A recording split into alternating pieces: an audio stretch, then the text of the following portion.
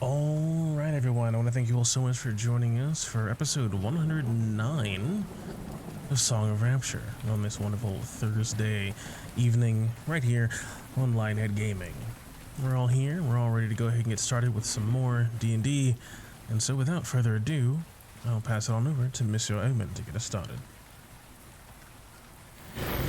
Left our valiant vanguard. They had found themselves no longer in the grasp of elven society, instead on the fringes in the forest, now touched by a strange magic that seems to plague the Illyrian woods. And now facing off against basically the final obstacle, it seems, between them and their destination that lies within another world. But what exactly transpired on last session's not really my story to tell, so could someone regale us on what happened on the last episode of the Song of Rapture?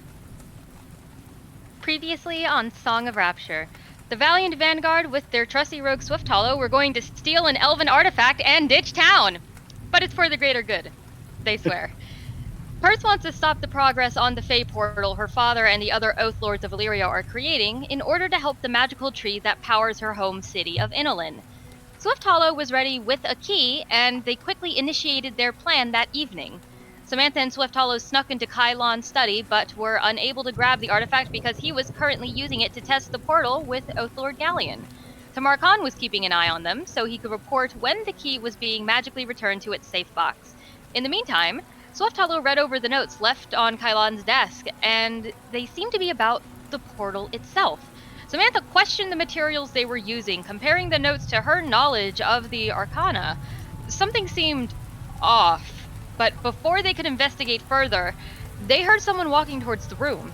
Quickly hiding atop bookshelves and out of sight, they witnessed Oathlord Galleon enter the study. And it wasn't until Tamar Khan gave an update on the two lords that they realized something was not quite right.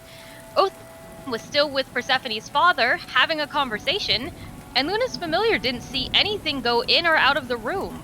But there he was, this second Galleon, who walked up to the desk and scribbled something in the notes before taking his leave. It was also at this time that Galleon, the one at the portal, advised Kylon to retire for the night and review his notes for the portal. Kylon agreed and dismissed the artifact from his possession and back to its safe box in his study. When the artifact was teleported back to the study, Swift Hollow and Samantha quickly made their way back to the desk to retrieve it. Swift Hollow warned that her key would cause a loud noise, and Samantha used her magic to suppress any sound around them, allowing her to safely open the box. But before leaving, they took a look at the notes again and realized that they were changed. Thanks to Luna's telepathic bond, Samantha was able to communicate that something was off about these notes, and Persephone immediately suggested that they take the notes as well. But before leaving, Samantha reminded Swift Hollow of a favor Persephone asked of them during this heist. A note. A note that the plucky druid asked her friend Swift Hollow to leave in place of the key, wanting her father to find it after their departure. And after doing so, the two dimension doored into Persephone's room, where they met up with the rest of their party and quickly made their way to the city gates. After a close call with Lysarin, the valiant vanguard left with Calliope into the Illyrian forest and headed towards her hidden portal. On the way, Perse had asked Quill about his knighthood, and for a moment they exchanged feelings. The young druid expressed her excitement and also concerns about entering the Feywilds, while the long-lived elf confessed that the talk of feelings was not something he was accustomed to. But he tried. Coming upon a river, they saw silvery blood pouring into the water. A unicorn laid injured on the other side, and Tamar Khan with Persephone quickly went to its aid. But a voice in Perse's head warned that they were not safe there. The Fey magic that has bled into this world started to affect other creatures, and gave them capabilities they did not have once before. Quickly surrounding them were Night Sabers, a beast of the Illyrian forest, but infused with this strange magic that allowed them to turn invisible and make them quite the foe. But the valiant vanguard worked together and slayed the beast. The unicorn then introduced himself as Underwin, the guardian of the Silver Veil, and was appreciative of their help, though he criticized Calliope for being one of the sources of disbalance in the forest. He agreed, however, to take them to the portal that Calliope went through, since he was familiar with its location. We rejoin our heroes after solving a riddle and reactivating Calliope's portal, but a large mound of vines rose from the lake and blocks their way into the Feywilds. and with wild magic interfering with our casters. Will it be up to Quill, Swift Hollow, and Tamar Khan to defeat this monster, or will the dice be on our side, allowing Luna, Samantha, and Purse to help their allies? Find out tonight as we write another verse in Song of Rapture. Very well done, Mel. Give yourself some DM inspiration. Thank you. Alrighty, you guys might need it. As indeed, we find the Valiant Vanguard standing at the very edge of what seems to be the final threshold between them and the Feywild, a pool of water at the end of this seemingly almost dried basin that, through the use of some clever antics, some problem solving, and a bit of just a little touch of light, they're able to reactivate whatever innate magic lies here to bring back the conjuring magic that should bring the portal back to life. But it seems in the process, this magic has also brought to life something else. Amidst this grand, now weakening basin of water, this thicket of moss and vines and other over and undergrowth within the water has massed together and swollen to the surface. This massive 25-foot tall mound of writhing vines now stands before you, with the lingering touch of Persephone's magic that commanded the plant life around her. Granted here just a touch of insight into this creature, that it seems as if it is hungry, and its eyeless head, I guess body and whole, now turns to face these invaders to its territory. As I'm going to need everyone to give me some initiative rolls, baby. I actually remember to select myself this time. Yeah. That'd be good. Let's see. Come on, advantage. Give me something better than that. Ooh, mama. One sec. Little hound boy. You also have your familiars out if you want to roll for familiars, unless they're just ducking away and hiding. Let's see. All 18 familiars we have. Oh, Caleb. Oh, Caliphy. Just gotta go hide. Eeny, meeny, miny. Wow, guy. Okay. Well, this is going to be interessante. All right. As immediately the water begins to bubble and roil as this massive shape pulls itself to the surface. You can see there's even some still height to this thing. These massive twists of vines and roots that almost form into a pair of stalks beneath its body, still standing in the water, pulling itself even higher. Almost seeming to like kick itself and bring itself to just to the surface above. As all around it, even within its body, you can see these glowing little lights, these things that Caleb P. referred to as the decaying lost fae spirits, the will-o-wisps, begin to light and shine, even filling some of its body with small little divots of light. As Caleb P. looks at this thing rising up before her, I don't remember that thing being here. Is it I don't think that's friendly. What, how? He's definitely not. Should I go hide? Yes. Alright, I'm going to do what I do best. If you need me, I'll be right back here. As she'll push herself up against the basically the flat of this wall where vines and roots seem to be reaching out and stretching and growing. And her hands sort of clap together and her body just seems to ripple like water. And again, just as she did before, she seems to disapparate and vanish from sight.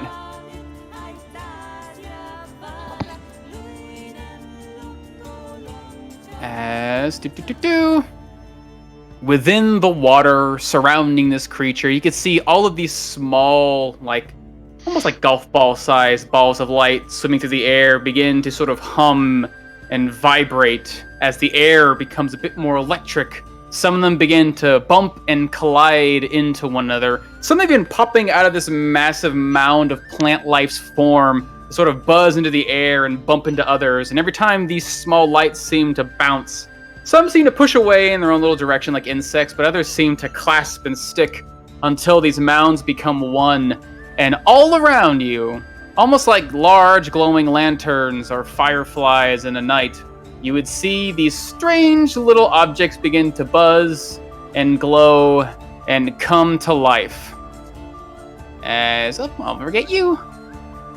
As you see much larger versions of these wisps begin to verge in the air, and you'll see them maybe just floating about 5 feet or so above the water, just start to swim almost lackadaisically through the air around you guys, getting closer and closer. Not really straight in a line, but more so just, again, like insects swimming through the air, buzzing. You can hear as they get closer to you, Quildor, the sound of these creatures, almost an electrifying sound as it crackles like static in the air just before a thunderstrike would take place.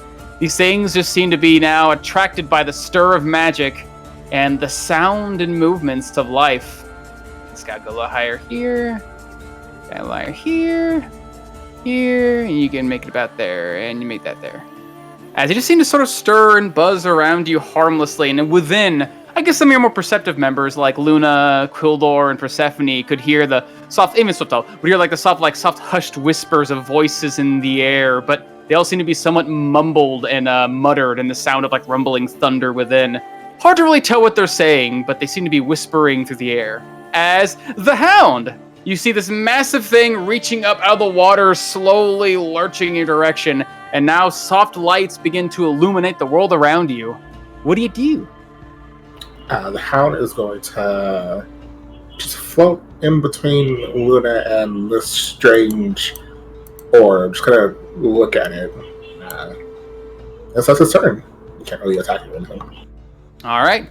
And as this thing flies forward, getting close to the light, you can get closer. You can almost hear the soft whispers, almost speaking in a language that I don't think you can understand. This sort of strange, almost melodic sound escaping this sort of echoey, thundery voice. It almost like it's whispering something, and almost like a song to you. And as you get closer, you see the thing before you suddenly, the water ripples and some spills up onto the rock shore you all seem to stand on. As this thing seemingly just begins to lurch itself only a few steps forward. This thing is slow and shambling. Its movements more like a slow gait or a limp, as it seems to pull itself just ever so slightly towards you guys. Here it comes.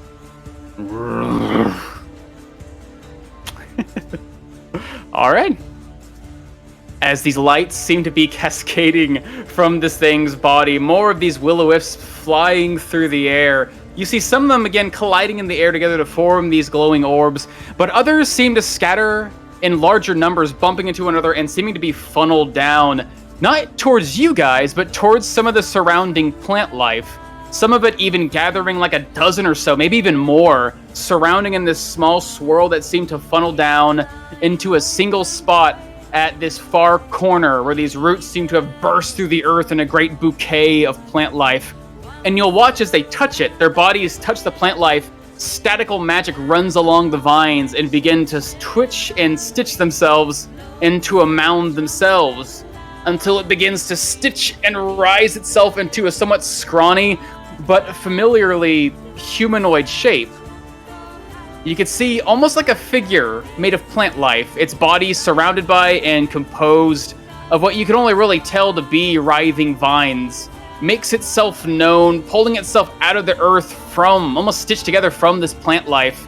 But what really sets it apart from the rest of the plant life is when its head seems to careen towards you, what you can only really discern to be a head. You can see one of these will-o-wisps, one of the many contained in this creature, seems to have lodged itself right at the center of its face, pointing at you like a spotlight. As you'll see it sort of pull itself out of the earth, its form seemingly staggered, just like the large creature, but with a bit more composure to its movement. It walks forward, looking onward towards this group of invaders, seemingly. And you see its body now open up for a moment, and a sparking display of these tiny will-o-wisps comes flying out in your direction. As... oh, not you. There we are. Perfect. As these tiny little spirits come flying out through the air, you can see its hands twitching and contorting, as if you see strange sparking magic running along its hands, and maybe even the soft whisper of cacophonous voices in a great chorus, as it seems like it's calling upon the magic of a spell. As the measuring sticks come out. And you point that at you.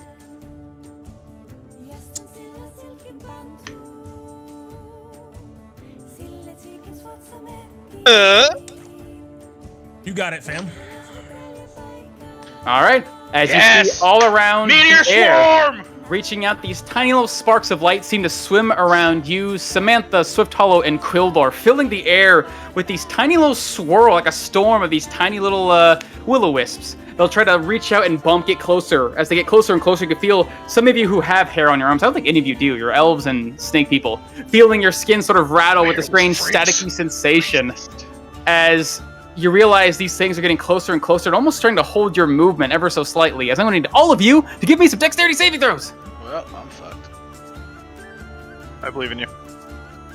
Yay! Hey! You got a plus 3. Nice. That's fun. As all these sparking lights get closer, some of you are able to bat them away, push them away with the edge of your sword or the push of a knife, as these things manage to basically divert all these creatures before they can reach out to cling to you, as you're almost, for a moment, surrounded by bright light before you scatter them away, and you see the lights immediately disperse, and these tiny little spirits come flying back into this creature's body. And sort of realizing that its magic failed, this thing sort of stops and halts in its movement and steps backwards. Back towards the plants. The reaction to identify spells kind of deal? Yeah, you can do that. Is it still a reaction, though? You have the reaction to be like... yeah, you have to use a reaction to identify it. Okay. You can figure out what it just did to you. Yeah, I was hoping to try to let it go through so I could try to recognize it using my Arcana, but I need my reaction. You could just let it hit you. Like, let's see how this works. I'm gonna try to do it. I'm gonna try to fight it. Give me a Arcana check. As you would be able to recognize it, some magic that you may have access to, maybe no longer, considering the change to your Arcana. The way these tiny spirits seem to fly out and try to cling to the body and bring the surrounding light, it seems like it's a pretty simple spell. It almost looks like something you've heard of before, that of the fairy fire, seemingly trying to surround the creature in light, maybe even halt its movements ever so enough to give openings in their stance. Maybe something Persephone has cast before. Seemingly. You pass that along. As Best girl. No.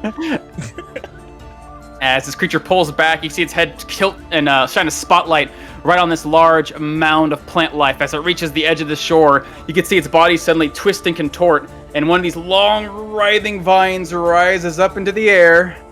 And... yeah. One sec. Uh-oh. Do it. Yeah. Kill someone. Reaching down, a massive vine comes swinging down, trying to smash itself down on top of you, Tamar Khan. Number 1 spot, baby. Attack coming at you, massive long vine. Lepa! As I raise up my staff, and thankfully bringing it up as it bashes down on me as I just fucking crunch to one knee, but I'm able to shove it off just barely with my 21 AC. As with that shove, you see the vine come crashing down to the water next to you, and a large column of water sprays up into the air around you, as this thing barely is able to withstand its strength as it tries to push forward. A large one, are you not? As from the other side of this, you can see more of these lights start to cascade and swirl the air and gather themselves on this other side of the map. This massive mound of vines reaching up and knitting themselves into yet another one of these creatures. As it too starts to lurch forward, the spotlight eye aiming your way. It sort of braces itself to get a closer look, trying to actually view this edge of the group, getting a good eye on you, Tamar Khan, as the water now falls, almost locking its one eye with yours. As this time you can see again, its body opens up and a single bead of light comes flying out of its chest. A small little will-o-wisp flies through the air past you and sort of hits the ground between all of you. As again, its hands seem to be curling and crackling, trying to bend, it seems, whatever magic this thing has inside of it. That does not look good. As it seems to be doing that, seeing these things casting multiple spells, it seems.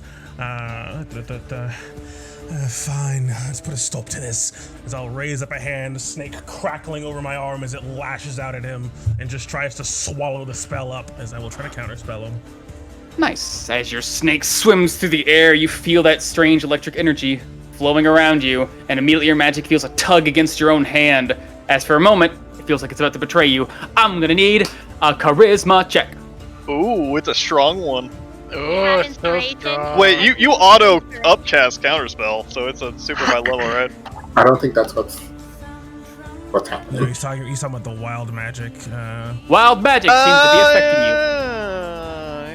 And this is not a saving throw, right? It's a check. Just a check. It is literally trying to keep in control of your own magic. You have Inspel? You need Inspel? No, I mean, worst case, we die. Hey. All right, and the magic is yours. I mean, that'd be fun if you fireballed ourselves. Yeah, exactly. So at the feeling 100% sort of in control, none of that sort of brutal, angry energy flowing through her, just feels that tug and sighs and just clamps her grip even tighter, her nails sharp against the magic, and just lashes it out against it.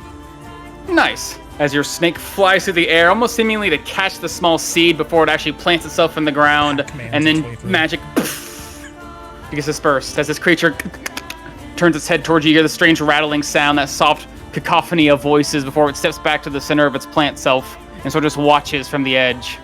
I don't have a lot of those in reserve. If we can get rid of those casters, that would be great. Understood.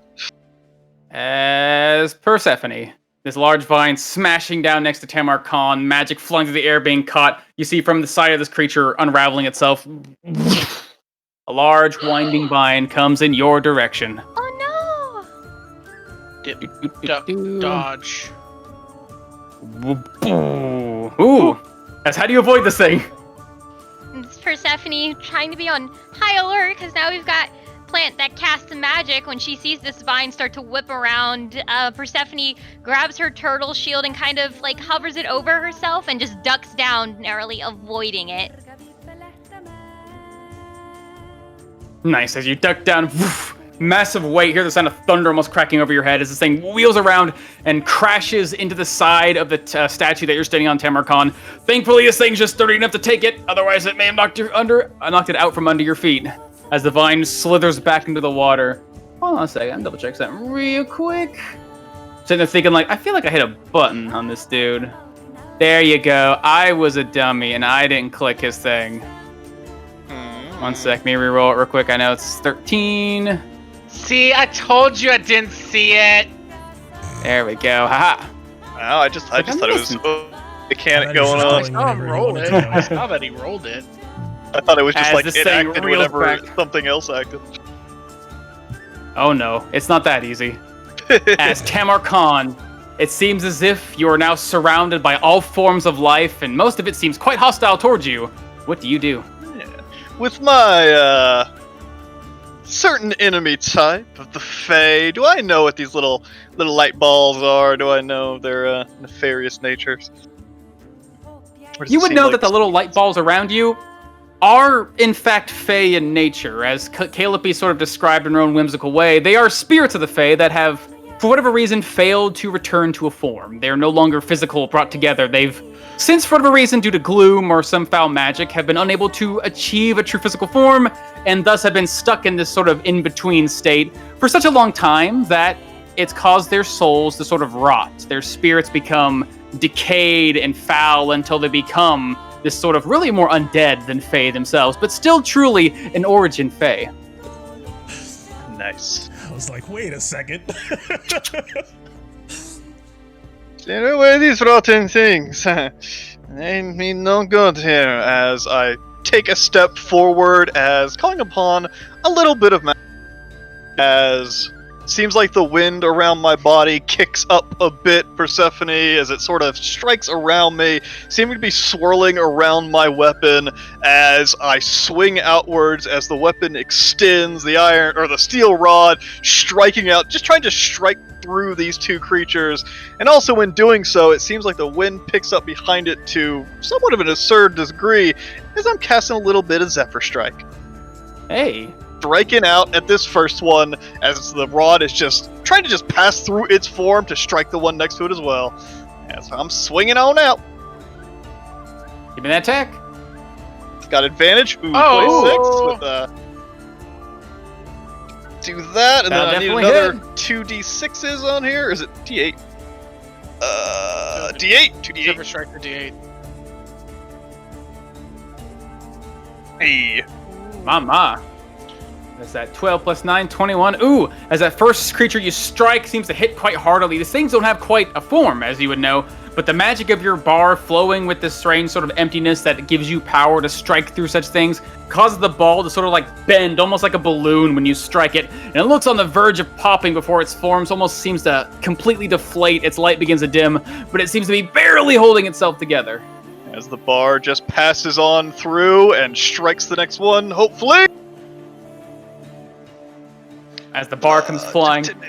As this thing gets close, you see it's actually getting quite close, breaking through this thing and going with great momentum. But this thing immediately and with considerable grace dodges right out of the way. Hold on. How does this thing work again? As I bring ki into my strike to redirect it, almost seeming like the bar itself bends under the force of the wind. Is it 1 for 2 or 1 for 3? It's 2 for 1. So you can spin up to 3, and every one you spend is +2. Okay. Gotcha. I'm going to surge 2 key points into that, hopefully bringing up to a 14 to hit. Let's see if that's enough. As with the greater speed, you swing through the air, and it almost seems like as you almost catch the thing off guard, it moves even faster, as it still manages to avoid the edge of your bar. Cheeky. Oh! These things seem to be very fast. As I just start running through, as the wind around my body seems to pick up, as it seems like my body almost gets sort of transformed with the wind. The edges of my form sort of blurring with this wind kicking up around me, as these motherfuckers can't attack me, as they can't get some opportunity attacks. As I turn around this thing, as one more... Oh, I can't do that. I'm leaving that one there, as I'm charging towards this other guy, as I am bringing the bar up above my head to strike down on this thing's shoulder. Strike Alright, on give me that attack. Something's fucked with my steel bar. Uh-oh. That's not right. I've only got +6 to hit for some reason. It probably put you on strength. Yeah, it fucking reset the strength. Yeah, I was gonna say. So that should have hit. Yeah, because you have like +11 to hit, don't you? Yeah, so if that was a plus extra 4, I'm assuming. So it'd have been an 18 to hit. Yeah. If it was an 18 to hit, Yeah. it would have just barely avoided you. Jesus. All right, these key things are fucking quick. I still don't think that's right. Why is it only 11 now? Hold on. It's magic bonus. Steel bar. It should be a +5 to hit. I think. Let's see. 1 strength, 1 mod. It should be your 4 proficiency plus your 5 mod plus your 1 for the bonus. So it should be a 10. Hold on. Steel bar is a +1 weapon now, right? Yeah. Yes. And your proficiency is 4, and your dexterity is 5. And I get +1 to all my monk weapons and arm strikes. So it should be. Oh, that's right. You do. 5. But it's a 19! That was a 19 to hit! It's 19 to hit! What up? It does hit it. I switched it around. I'm like, wait, Just why is it still only barely- +10? There we go! Now I strike it! You Fuck get your this. key refunded. Okay. No, I still have to As use you the key to do do crash into the side of the thing. Yeah, You crash into the side of this thing as it seems like this thing goes faster and faster, but you pump key in to even make your bar move even faster, despite its great weight, able to be handled quite nimbly in your hand as you bash into the side of this thing, doing 10 bludgeoning damage. that. Sorry about that. I think when I changed it to be of warding, I fucked it up somehow. As I strike the bar down on this fucking guy's shoulder as well. Crunching All right, in, give me that 23 attack. to hit. Crushing it for... And that set the strength too! What is this? God damn it! Another 4 damage to that. 10 damage in total for that one. The other one also... What about the first strike? They all should have taken 4 more damage. Oh god. So Ooh. So the crit we're gonna roll party's back the dead. clock a little bit. So the first So strike, bad. you strike into this thing, bend it like a balloon, and you watch the light pop as this thing is annihilated. As the next one Oh, yeah. breaks on through, doing an extra 4 damage. As it looks like you do a hefty amount of damage to this thing, as it is barely holding itself together. And you come down to this creature swinging down. A 23 will into its connect as you shoulder. smash in. As I Crunching to the send shoulder, he actually key gives quite ripping easily. down the bar, as I'm going to try to stunning strike it. Nice. As it's got you can feel immediately as your key runs down your bar into this thing's body, You almost feel a strange disturbance as it tries to reach into this creature, as it seems to be somewhat resilient to the magic that you're trying to use, or at least the magic like mythical energy you're trying to use. As gotta get a little bit. Oh, that's GM layer. As immediately you can see the reverberations running through its body cause all the vines to vibrate in tandem, as you can hear this soft chorus of laughter running along this thing's vines, as it seems to be twisting its head up and down, now sizing you up. Take up a defensive stand in front of this thing. I will try to take care of this one. That's me. All right. Oh, that was a as Quildor. Sorry about that. It's roll 20, man. It's all good. As Quildor comes to you, you see your Tamarcon dashes off in one direction. Lights are now surrounding you, and this massive thing has been reaching out, clawing its way with its tendrils down at your allies. What do you do? I will move there. As do I want to do that? Yeah, I will go into my frontline fighting style, as I will swing out at this one, hanging over the water. All right. Give me that slice. Ooh, as that will connect. These things are quick, but you are just as quick with the edge of your swift blade. Doing, ooh, let's see. Nice. Nice. As your sword cuts into this thing, it seems like the blade seems to split the light almost evenly in half as it tries to pull itself apart, trying to avoid the brunt of the blade. The light gets ever so smaller, and as the flame touches it, it almost seems to make it a little hotter, this strange cold light coming from it, which seems to do damage, but not quite as much, only slightly dimming the light in the process. But still doing a hefty amount of damage to it. So we'll swing again. Yeah, oh, as he swings this time, woof, this thing ducks out of the way, smaller and faster it seems. Swing again. Ooh, Hey! this time it can't escape. As how do you want to cut this light in half? Or cut it down, rather. As it just kind of shifts and moves from the other one, I almost goad it into going exactly where I want it, as the blade will just come straight up from underneath, splitting it, as I will move here and end my turn. Alright, putting yourself in line with this other ball of light. As Swift Hollow, suddenly caught off guard by the swirling of plant life all coming to life around you, and the beads of light that were seemingly always present now turning into hostile forces. What do you do? How high is this ledge? The ledge you're on, that goes about, depends. It goes about as high as you can reach, so this is about 10 feet up. I think 10 feet would be fine.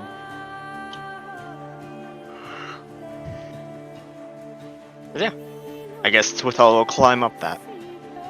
Alright, easy enough. There's tons of vines for handholds. It is not a challenge to climb.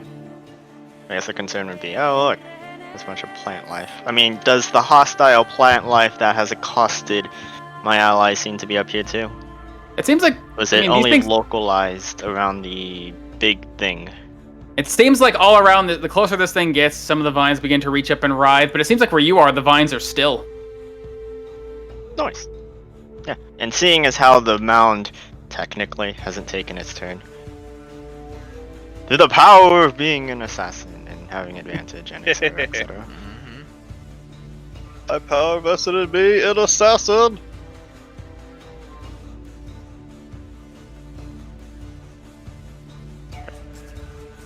Okay, come on, character sheet. I believe in you. I shouldn't take this long. How that goes. Crunchy night. Yeah, I know, right? As with Hollow. Yeah, we'll fire reap at it. Eat. Ooh. As that will definitely connect. This thing is large and slow moving. It is not particularly a hard target to Give hit. it a ton of poison. What you only really can tell as you fire this bolt is that as the pointed end comes striking into the mound of plant life, there is, in fact, a lot of plant life as it thunks right into its body. As how much sneak attack is that? Minus, what's that? 5, 7, 12, so 14. so 26 in total. Nice. As you'll see this bolt come thunking and sink deep into this thing. You'd think if it had a body, it'd probably be a lethal blow, but there's so much plant flesh in this creature's form that it seems to just be able to withstand that strike. As its movements seem to be orange. unslowed.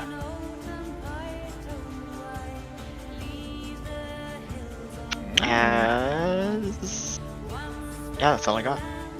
I'm All right. pretty sure. Anything else? Bonus action? Prayer to Cunning God? action doesn't. Huh? Do a little jig. Make a little love. Get down tonight. No. Yeah, if the vines are still in Swithal, we'll just move up a bit. Sure. Taking her vantage. And that's it. Alrighty. That's all I got. As this thing, you see its vines come crashing down to the water, now seemingly unable to reach its, it looks like its quarries. It sort of stands in place, and you can see its body beginning to shake. And I think if you're still concentrating on your magic, Persephone, you probably hear this rumbling releasing from its form. Take them. It is our hunger. Take them. As these vines suddenly breach down into the water, some of them actually reaching up towards you guys and crashing to the earth. And you see statical magic starting to run across its form, almost like, circuits through its vines. And beneath your feet, Tamarkan, around you, Persephone, Luna, Samantha, and you, Quildor, all of the plant life that seems to have overgrown this place begins to grow static in magic as well, as they suddenly begin to reach up and lash at you guys. I need all of y'all to give me some dexterity saving throws. Oh, no. Ooh, actually got one more in there too. Someone's invisible. What? Let's Oh, see. damn, that's a sick. Hey. She does seem to be pretty magical, though. It is a magical effect, by the way. Seems to be pretty magical. Are we still on top of the carpet, buddy? I mean, we are, but we landed. Don't grab up on your carpet. Don't forget your carpet. Ooh, poor girl. All right, eeny, meeny, miny. No, not bad. 2, 3, 4, 5, 6. Perfect. Magic resistance. 6. Wonderful. Okay. As all around you, various forms of plant life seem to reach up to either clasp, strike, or otherwise hinder you, as it seems as if the power of this massive plant life has the ability to animate the plant life around it and assault you guys. As, let's see, who did it? Tamarkan, fine. Quillor, good. Persephone, Luna, nice. Let's see. Going in order. 6, good. 6, good. Ooh. 5, good. I'll just post it here. As it seems like all the plant life seems to be assaulting you guys. Let's go down here. Quildor. I know. Quildor and Persephone. Beneath your feet, these massive vines, whether just in the area or otherwise grown in size due to this magic, try to reach up and clasp around your ankles. Quildor, you're quick enough to kick this thing away before it gets a good hold. But Persephone, you feel this thing wrap itself around your heel, and with a sudden whip through the air, you feel yourself get tugged, thrown, and dropped down into the water, prone, as you are flung through the air. Oh no! As let's see, Tamarkan. Let's see, 1, 2, 3. She needs some milk. As Tamarkan, around you, these vines suddenly reach up and branches from the trees start to come out at you in all directions, trying to whip out as if a series of whips were trying to surround you. You're able to push past them and avoid the brunt of the damage, but it does seem like some of them get some licks in, as you would take half of 17 slashing damage. Half a 17? Indeed. Same with you, Samantha, as able to quickly avoid some of the plants that have clearly been animated, but it does seem as if that pulling away from this last second does cause some of these lashes to strike into you, doing half a 17, 8 damage. Whereas some of that magically infused hair covering my body. 2 and 2. And it seems as if Luna and this invisible girl behind you, the ground beneath you, small, thin vines suddenly whip up through the air, surrounding you quicker than you can move, and they pull down like a great net, as you yourself and this tiny girl behind you seem to be completely enveloped in these rolling vines, as you are restrained, having to use your raw strength to escape. As this creature, seeing some creatures held still, others now battling against the plant life, begins to lurch itself backwards. As you're watching all of this, Swift Hollow, seeing as some of the plant life next to you very expertly decided to pull away from the moving life, if the ones around you seem to be fine and unmoving. As this thing starts to pull itself back, now with a quarry in its reach. But that's all it can do. As Samantha, it's on you.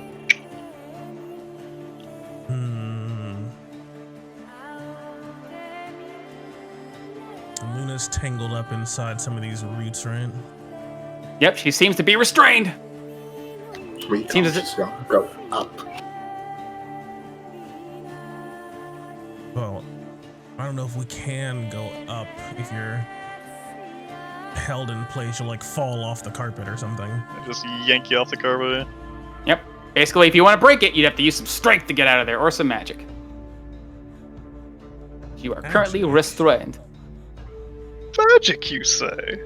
Oh, like teleportation. Or forms of magic that say you can escape a restraint. I don't have a Some movement vine that's break slippery. spell. Yeah.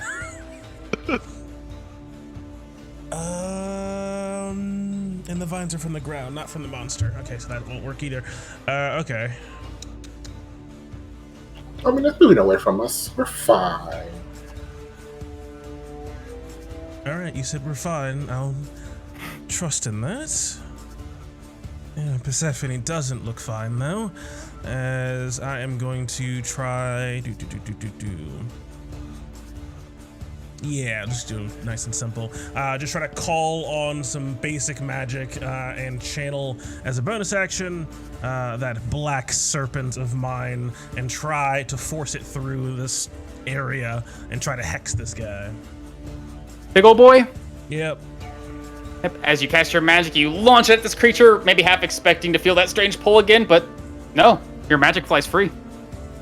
Hey. As it latches on this creature, what are you lowering on him? What are you giving him disadvantage on skill checks for? Interesting. My hex didn't post. Weird. It's broken. Cool. Strength, Everything's breaking. right? Merry Christmas. Yeah, some Archon's gonna end up like grappling it or something. Yeah, strength. As it just sort of, the big black snake sort of wraps itself around, clamping onto a section, and just starts draining some of its strength. All right, the BBS swimming and stitching itself through this thing, causing some of the vines to actually thin and dry out. As it seems like it lost some of its vitality of sorts, but it still seems to move with a considerable amount of weight behind its attacks. And seeing how big this thing is, seems to be big, seems to be slow. Samantha is just going to call on some that basic bow and then let it sort of crackle a bit and grow a bit wild, just focusing on power over accuracy to test her mettle against it. And she'll send out 3 bolts towards it with Hex on, configured for power. Boom, boom, boom. All right, that first blast comes flying in, strikes into its form. You see vines shatter and break off of its body as it does seem to land and do a considerable amount of damage to its form. Do 19, mamma mia, good stuff. Ooh, nice. As it blasts off a chunk of this thing, but the other 2 seem to strike into its body, doing quite powerful and quite well aimed, but it just seems there's so much thick plant life that you're going to strike and blow off small pieces of it that are quickly replaced by sort of a knitting and stitching of vines. This thing's hide is quite considerably tough. Need to find thinner points. All right. As I'll stick out a hand towards Luna for flavor, trying to help her get out of this viney mess. That's all I got for you, baby. All right.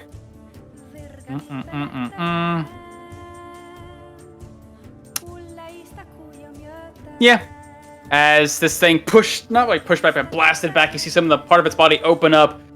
Part of its form starts to twist and contort as up and over a large vine seems to be coming down onto you, Luna, held in place. Okay, maybe we're not fine. You strainified? You are, aren't you? Mm-hmm. Uh-oh. Oh no. Let's see. Oof. As this massive vine comes crashing down on top of you, you feel yourself immediately grasped and wrapped around as it strikes into your body like a great log. You can see parts of the tendrils seem to break off into smaller vines that wrap around you, further holding you still. As you are grappled. Could be worse. It seems to be holding on to you now. As Persephone, you find yourself into the water, prone, moving and sort of hard to move around water, and next to you feel the wave push you as this large thing is right next to you and moving around. Can I see above the ledge where the statues are? Oh, you certainly can. You're basically at the surface of the water. Okay, time to make like Calliope and disappear as Persephone, with a bonus action and with a clear path in sight, is going to use a hidden path to teleport. Yeet! As you'll teleport your direction, still prone though, so you'll probably land on your back on the ground. That's fine. I'm going to use half my movement to get myself up because I see Luna is totally wrapped up, but can I reach out to her and touch her? You certainly can. She's right there. Alright, let's take care of this really quick, as I'm just going to reach out and just poke Luna and give her also a hidden path to teleport her. Yeah, boom, right here, right behind Samantha. No, Luna, not that way! The other way! Nice! As you'll touch her and immediately you'll see her vanish and reappear. The vines that netted her to the ground suddenly falling slack to the ground, and the large vine wrapping around its body, clasping the air before sort of slithering back down into the water like a snake. As she's free! Huh. And since Hey, Samantha, we're fine. Thanks, Persephone. I told you to believe in her. And since Speak Without Plants isn't concentration, I can still understand these plants for 10 minutes. I'm gonna look at the big shambling mound. I'm only gonna ask this once.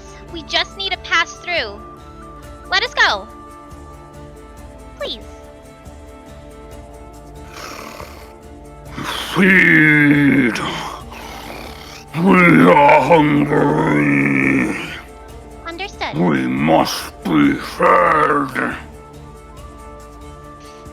Alright, Read I'm you gonna loud and clear. I open up my bag of holding and pour out the 5 cows. Is that enough food? Well, now I'm more comfortable with what we're about to do. I'm gonna try to put in some distance, and hopefully as far from the mound as possible. And because I have so much fucking movement, Persephone's gonna try to get herself over here. If I can. Man, oh, that's so close to being a beautiful lightning bolt. You would feel a slight bump as you get about there, as you say, "Oh, excuse me," as you feel like you see. Actually, you see a net of vines reaching up from the ground, wrapping around something you can't see. Are you stuck? I might be a little stuck. I can get out. Don't you worry. It is fine. Okay. I don't have to worry. And then I can just, if I can try to use my rest movement trying to get here. I think you might. Or no. You got up from. You're up like what? 40 feet of movement. Yeah. Okay, so then you should be able to get there. Then yeah, that'd be fine. Okay. Pushing up against the flat of this wall with all these vines. Yep, that's gonna be it for me. As immediately you hear the splash of water as you pull yourself away, as this massive thing begins to slowly shamble its way back towards the ledge. But again, it moves considerably slow, almost on a strange gated limp. As it hits the edge of the shore, you can see its vines reaching up and clasping around the air around you, to the point where now you, Samantha, you see as this thing moves, the ground around you is becoming more alive and almost animated, reach up and clasping at your feet as the ground around you, seemingly around this thing, in a small radius around itself, seems to be alive and writhing, granting you difficult terrain while you're in there.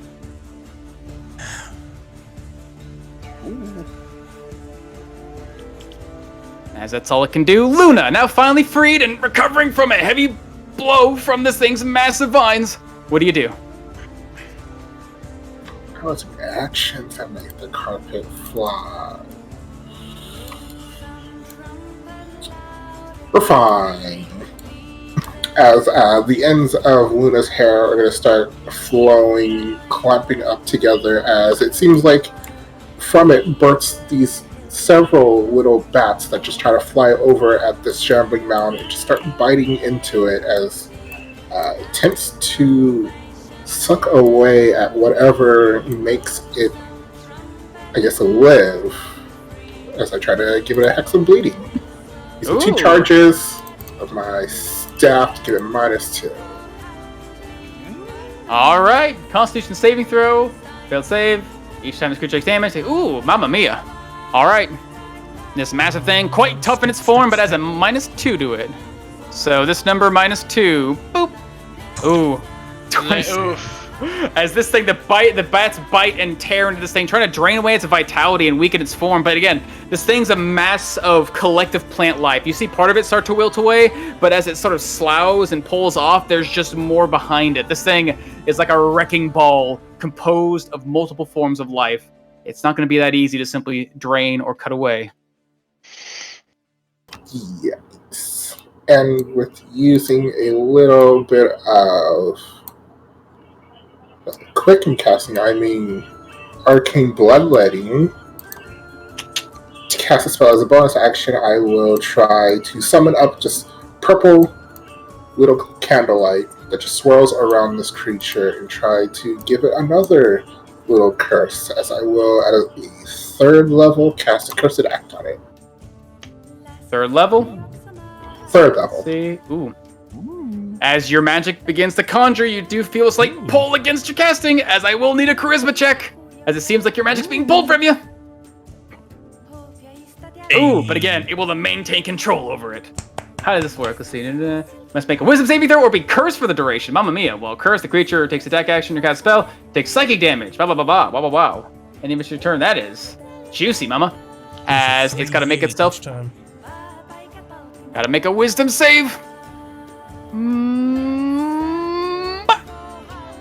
Ooh, this thing able to... You see... What does it look like when this thing gets affected? How's your magic affected? As this flame kind of swirls around it as it is affected, it kind of just... The flame enters this creature's vines as it starts to turn all the green into this dark purple. Nice. Its hue starting to change, almost sickened, but again, still full of vitality, still lurching forward towards you guys. That's a neat spell. Yeah, it is. Stop hitting yourself. Stop hitting yourself. That's my turn. All right. As this thing pushes itself against the ledge, you can see again its form starts to breach out of its body and lashes out, and a long vine just barely with its length reaching out to strike at you, Samantha. As a long vine's coming your way. Does it take the spicy psychic damage? You certainly will. Alright, as I'll try to do my best to get out of the way. Let's see. 20 is definitely going to connect as... Freeze his ass. As it connects, not only is there just a shattering of ice as I lose the last of my temporary HP, so he takes 25 cold damage. Mamma mia. All of my snakes try to bite onto the vine and try to send poison in. See if I can sicken a plant. Let me double check something actually. It has been a little bit. Bear with me. You said ice like explodes across his body from your armor. That's right? Yeah, because armor of Agathis. But also, But and. Ability. Does Breath of the Fallen Queen apply to my boons too? Breath of the Fallen Queen? Where I can do What's that? I don't know. Necrotic? Yeah, it's abilities, spells, anything that's either spellcasting or part of your class. If it does poison damage or poisons things, you can use it. Oh yeah, vicious crown started with me. Then you fucking souped it up. Yeah. So as the ice explodes off me, takes 25 cold damage, and then not even willing to take the chance of this thing not being able to be poisoned, I'm just trying to kill it to just pull the life from it, as they will do necrotic damage instead of poison with my vicious crown. Where are you? Vicious. Oh, you know what? I put it in the actual ability. Haha! Hey! He takes 19 necrotic damage. Damn. As he gets hit for 25 cold, 19 necrotic just for hitting me. Well, first you gotta make a save against your thingy. That's how it works. Shh, no save. He just takes the damage. It just takes all the damage. As he has to try and withstand it. Ooh, but unable to. Seemingly strangely sickened. His body gets racked by what seems to be the surge of necrotic energy washing over it. And you do feel immediately as this thing's vines wrap and tighten around you, they immediately fall slack. As its body goes limp. As with the use of your Breath of the Fallen Queen, having failed its save, it not only takes a damage, it is incapacitated. Instead of poisoned, indeed. All right. Oh, it still hurt. It's not going to do anything for a little bit. Let's get rid of some of these things around it.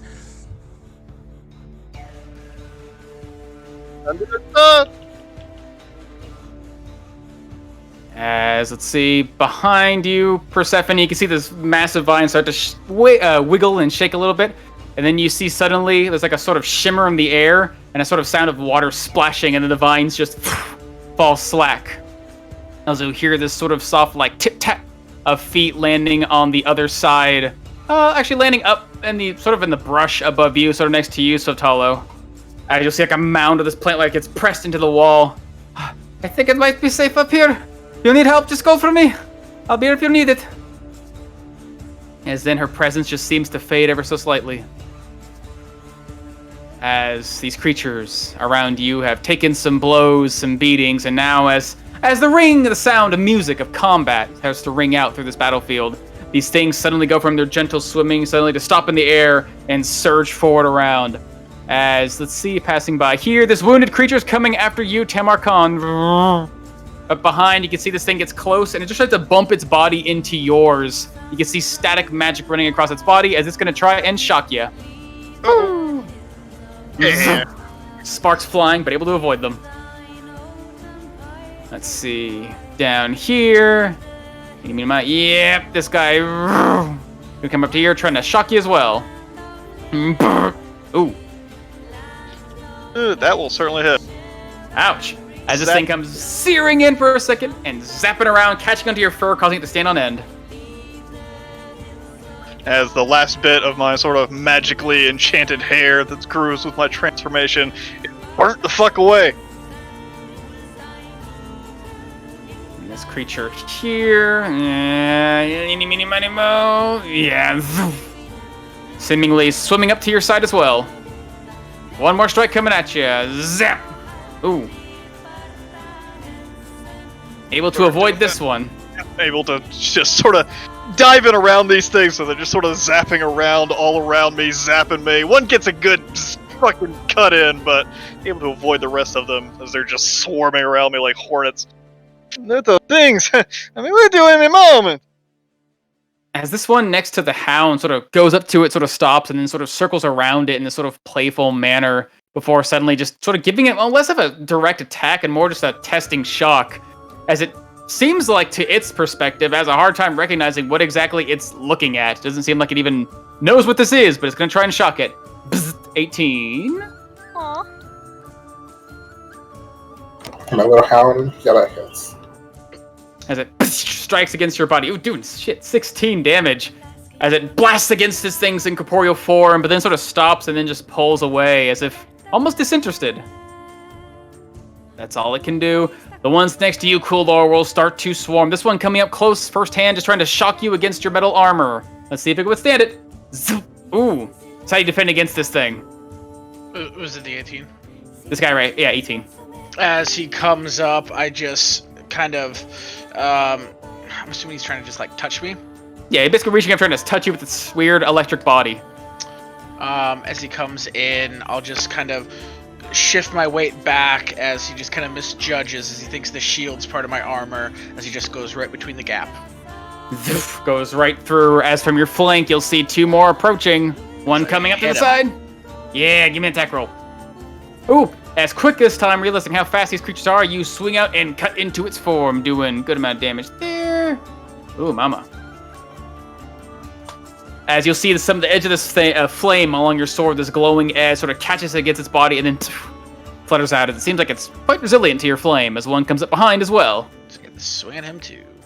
This one ducks underneath the edge of your blade quite deftly, as both these creatures are going to try and zippity-zap you. Got one come from the right, zap, and one come from the top, zap. As they both come in, I kind of wait for it to be timed perfectly as they'll both fly in, as I just duck as they nearly smack each other, having to stop and pull back, making sure they don't connect with one another. Alrighty. As you're able to deflect all these creatures, maintaining yourself as a stalwart guardian. As through here, this speedy little thing's gonna go after the closest one I can see, which is Luna. Get closer, giving you a quick inspection before giving you another testing shock. 16? Don't think that'll do it. That's How do you avoid this shocking thing, Luna?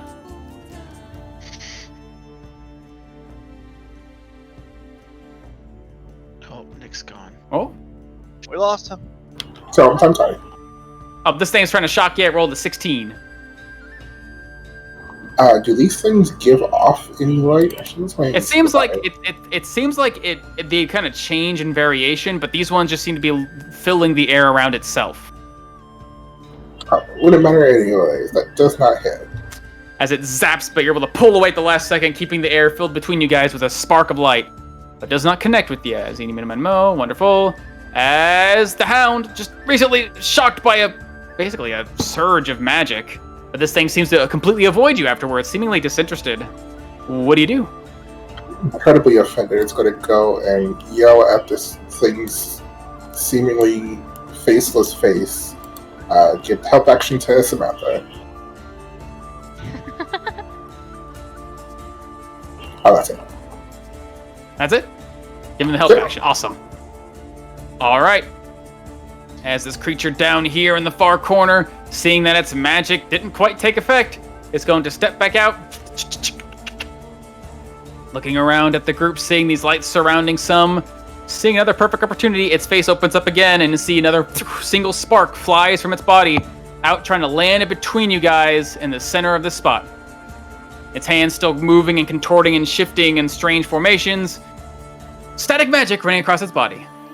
But I think someone already used their reaction. Fuck, get down! As Wait, are we supposed to get funky too? get down on it. I think that's about it. That's about all I can do. As the seed flies through the air, this tiny seed of light, and plants itself in the ground, and the ground goes still for a moment before suddenly these limp plant life suddenly becomes vast and animated, reaching up across the ground in this ripple of reaching and clasping vines. As I'm going to need Samantha, Luna, and Quildor to give me strength saving throws. I'm okay at those. Ooh. Oof. As Quildor are able to step your foot down and kick away these vines, ripping them apart as you are far too strong to be held. But otherwise, the ground beneath you becomes filled with these writhing plants until they overtake you. Uh-oh, one sec. There we are. As the ground beneath your feet becomes difficult to square, and Luna and Samantha both seem to be restrained. Oh no! As you'll be affected by... Tangles. Intenga spell. And you'll see this time the creature goes back to retreat to its little spot hiding in the corner. As before you, Tamarcon, surrounded by these creatures, you do see this thing. You still hear that weird chattering laughter looking you up and over. As seeing it in a good spot, its vines start to rise up and curl around you in the air before suddenly trying to clamp down and constrict you. And as it does, you can see along the length of these vines, unlike other plant creatures you face in your life, these ones seem to also crackle with that strange electric energy that now surges through your body, as this thing's gonna try and grasp you with some of its shocking vines. Hippity hoppity, shockity shockity. My board to try to defend myself. Bah! 24, mamma mia. That'll fucking hit. Take As these 12. vines come reaching up around you, you feel your body get surrounded and crushed beneath these vines, and within them a strange staticking, shaking feeling, as you are also restrained by the vines. What, guys? As it holds you still, trying to keep you open, these other creatures now swirling around, trying to get a better vantage point, but seemingly finding none.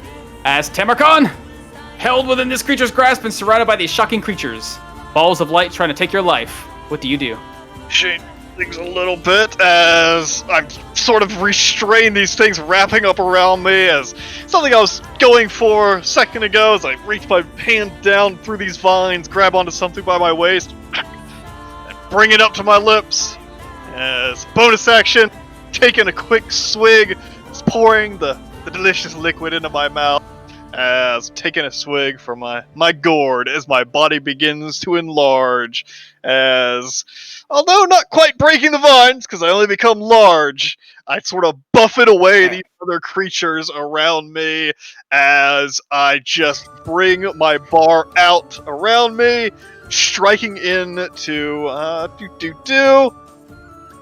yeah, just striking into the creature in front of me first, the best I can, trying to land a blow as the bar actually spins and tries to strike the one behind me as well. But let's see if I can get this guy in front of me first. Go for it. Give me that strike. How stretchy does this guy's arms look?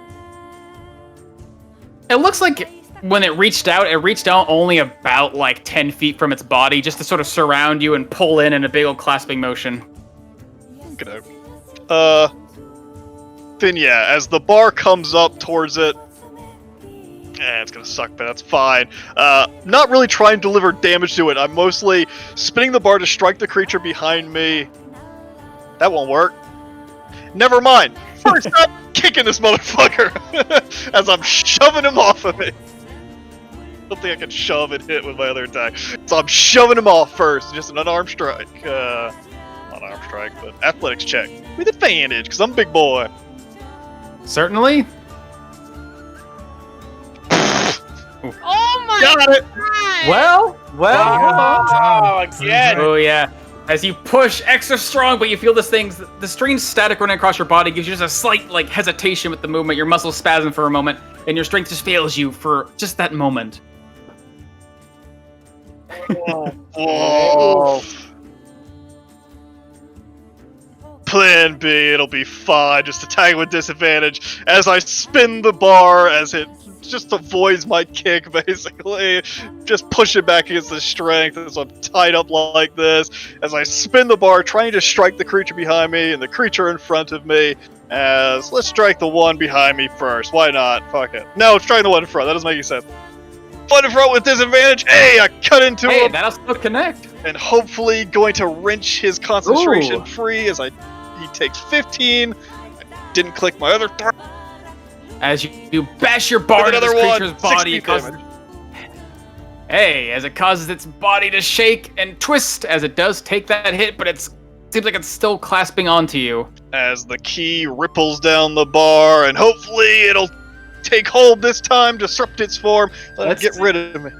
Star Strike. Ooh, as it seems to be keeping its strength. As the wind kicks up and tries to strike the creature behind me, trying to finish it off. Hey! Oh, as that'll connect. Smashing into his at will, doing 12 damage. Hopefully, as you get rid of a bash little into bit. Its body, and like the last one, it sort of pops in a flash of light as it too seems to disperse. As I'm just trying to take the bar and just sort of wedge it into these roots that are wrapping around me, trying to break myself free. But that is me. That is my turn. All right, as Quildor comes to you, surrounded by these creatures, able to touch you, but it seems like the rest of your group is having some struggling problems. The ground beneath your feet is difficult terrain, and you are surrounded by shocking creatures. What do you do? As I'm going to swing out with my blade at that one. All right. Ooh, as you swing the blade, it ducks underneath. So swing at it again. This time, catching into its body as you cut clean through it, and the thing gives off a soft pop as the light flashes, and it disappears. So swing at the one behind me. All right, as swims through the air, this one's swimming around the edge of your blade as you swing it. As I will go back into my frontline defense, and that'll be my turn. All right, as Swift Hollow up in the trees, finding yourself on the edge of a large vine that doesn't move, you can look down and see your allies are in kind of a sticky situation. What do you do? As poor saps. As Swift Hollow will use her bonus action to line up the sights on her crossbow, firmly planting herself and committing all of her focus to getting her perfect shot, as she will use her cunning action to aim. All right. And fire Reap at this guy. At the which guy? At the small boy. This guy, this tree guy. Oh, I see the guy way back there. Yeah. In the corner. Ooh, as that will definitely. That's a nat 20. Oh, that's a nat 20. Give me that nat 20 roll. Yeehaw.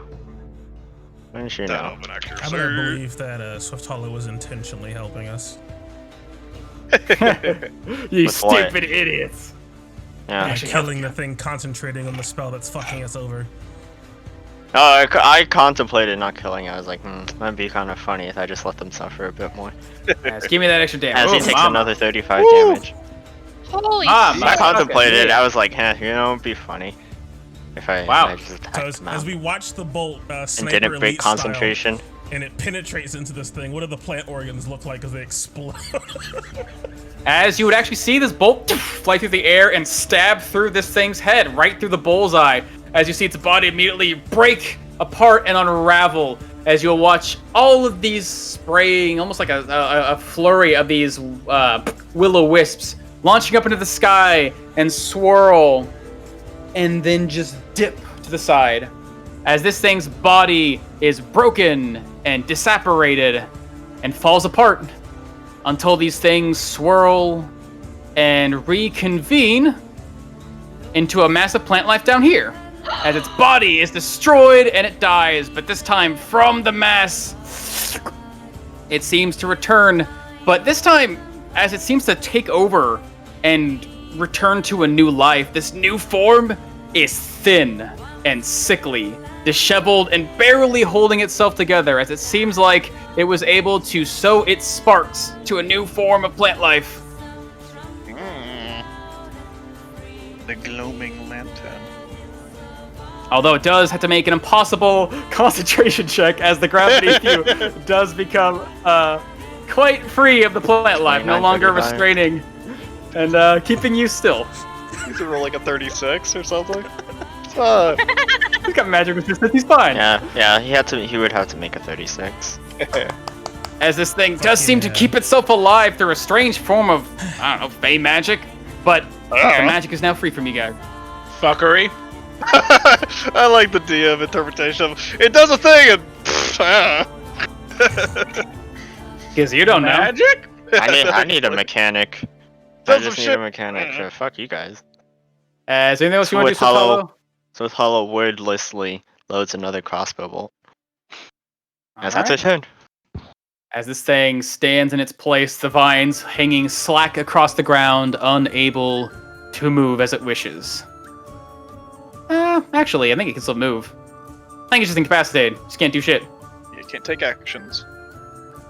As it will just sort of push itself up against the ledge here, and you can see its massive body sort of just sloughing and sliding itself onto, the edge of this pillar. Half of it's still in the water, half of it on the ground. And you can size this thing up. It's a massive plant life ripping itself out of the water, trying to get close to you guys. That's about as far as he can go, because he's a shambling boy. And does that thing end on the incapacitated end on its end of its turn? It ends on the end of my next turn. Gotcha. Sweet. All right, but that's all I can do, baby. As we're all around you, you can see now Persephone and Luna as well. The ground beneath your feet becoming this massive overgrowth that seems to be trying to cling up at your feet. As you'll be in difficult terrain. As Samantha, right next to this creature, you can see its massive hide, now at a closer distance, is composed of all these writhing vines that seem to reach out and creep on the ground around you. What do you do?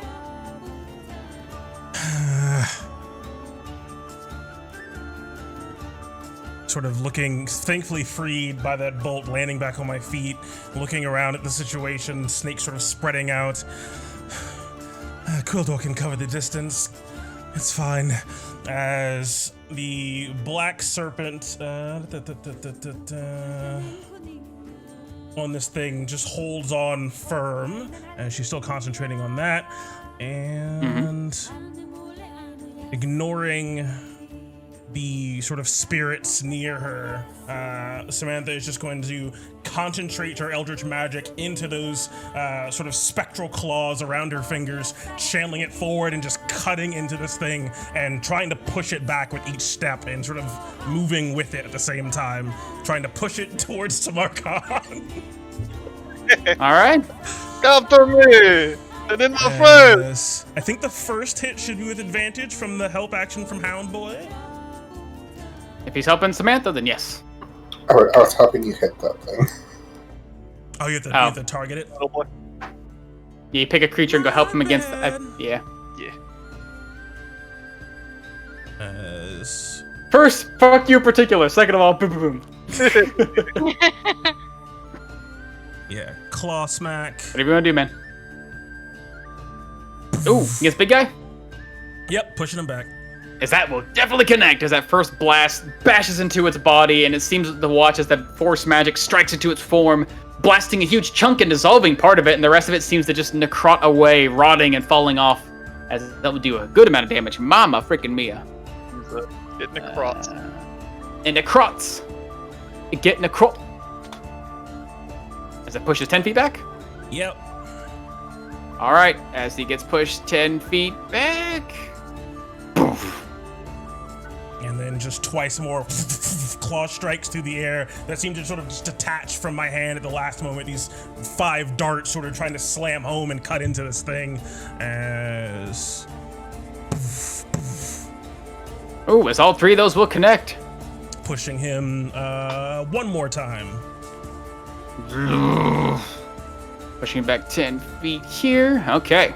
As he sort of sloughs off into the water, but the rest of his body seems to cling to the rocks over here. That last one doing 10 damage.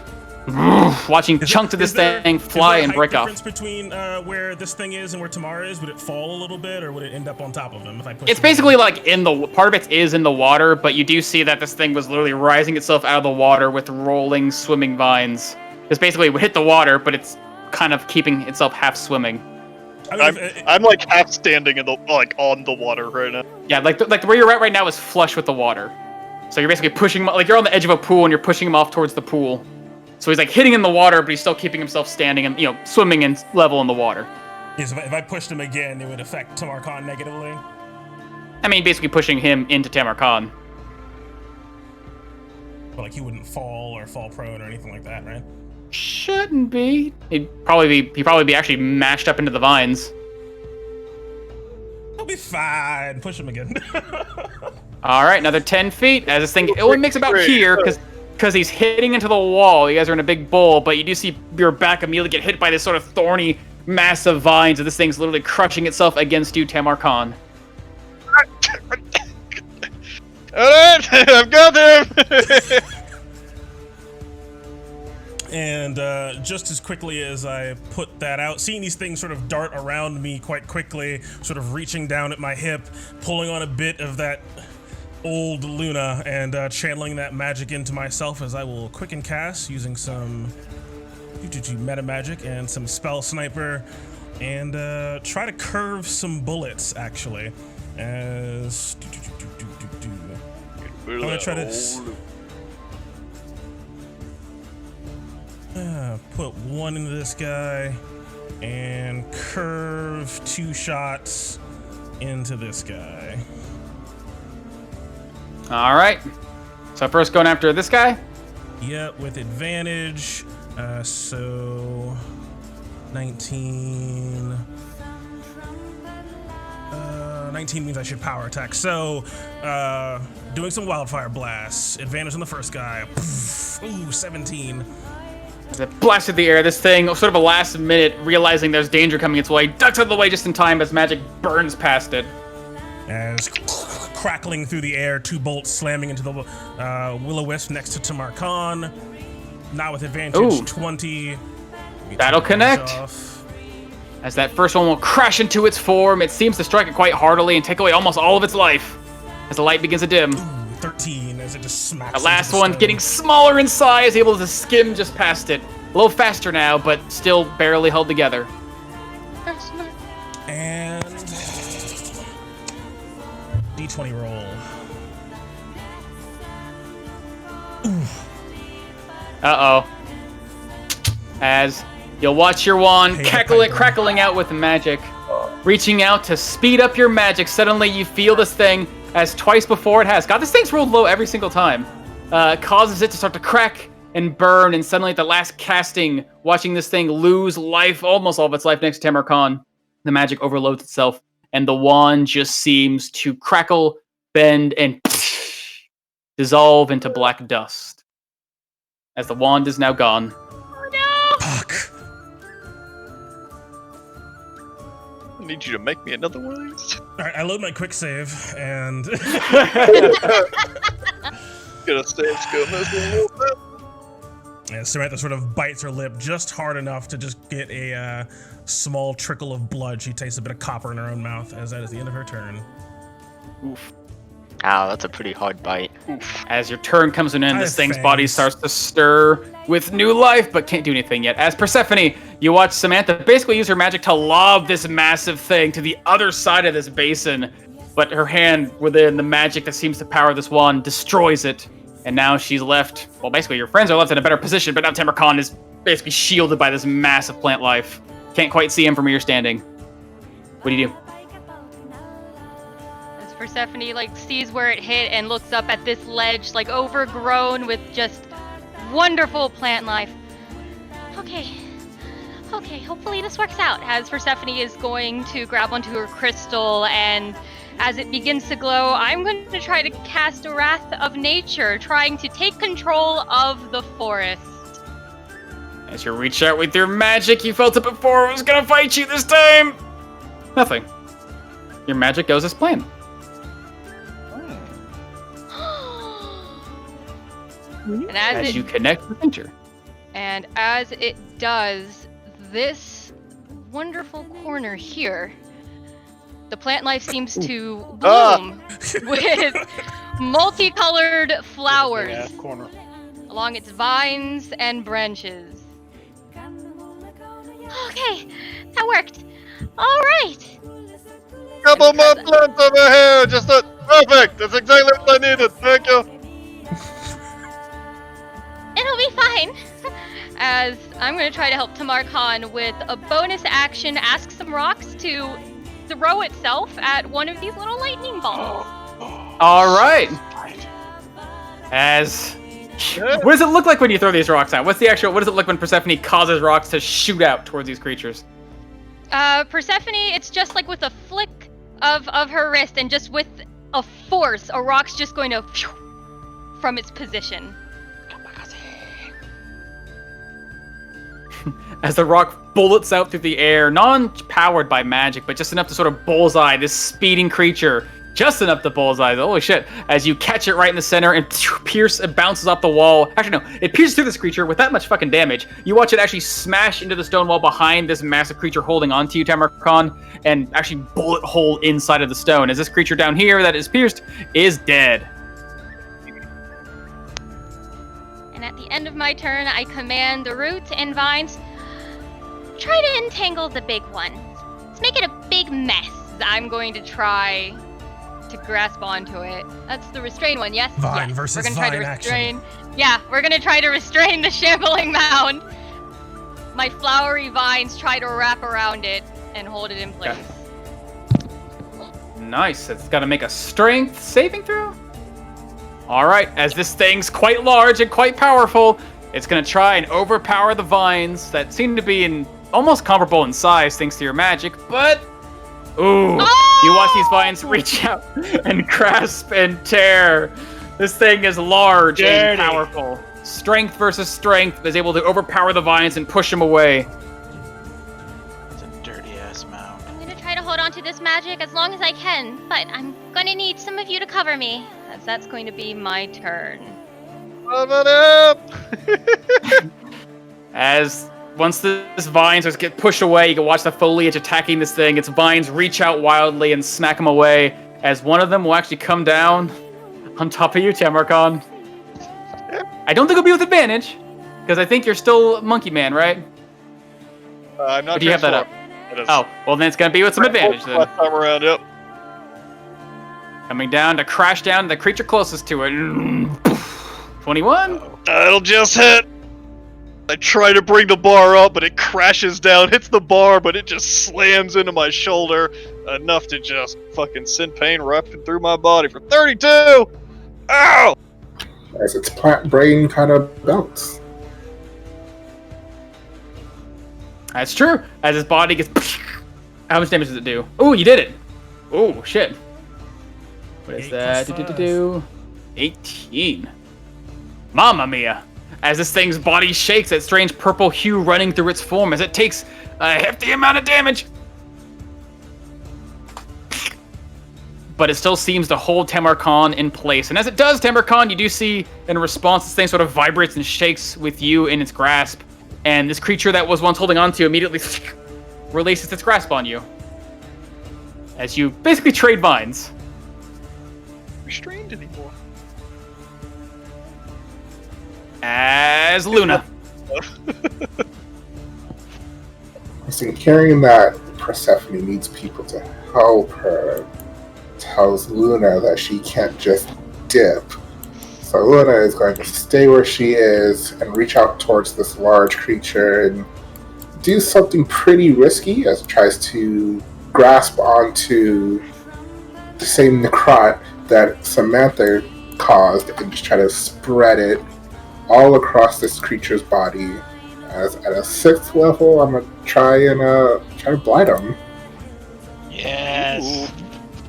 As again before, you're reaching out with your magic, Luna. Again, just like a few moments ago, you were expecting to feel the pull against your spell, but then your magic just travels through the air unabated. Ooh. Mama frickin' Mia. Makes plant disadvantage. Okay. Just trying to drain the life from this thing. Hey, you're using your boon spell. Kinda. Let's see, disadvantage. It comes from 2 sources, it looks like. As he's got to make a save with disadvantage. Brr! Ooh! Oof. Still making it, rolling hot tonight. That's how much Still takes 40 damage. It still takes max. Disadvantage. Mamma mia, 40 damage. As you do see this thing still resilient to your spell, your magic, but it is a creature of plant nature. And so the life gets sucked from it. You can see part of its form still dripping with the water that it splashed through. Now becomes eerily dry, like a grass, like a bundle of weeds, as it takes a freaking ton of damage, mama.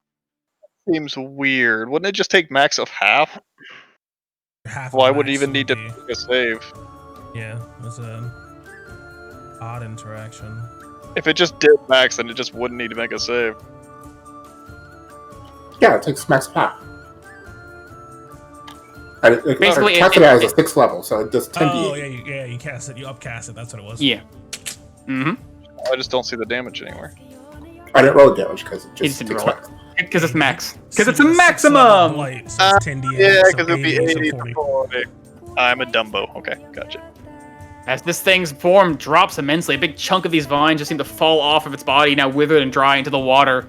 As it still seems to hold a lot of strength, but you guys are doing quite a number on it. That didn't completely work. Hound, bite that creature real quick. I was going to tell the hound to just try and life drain this will-o-wisp. Hey.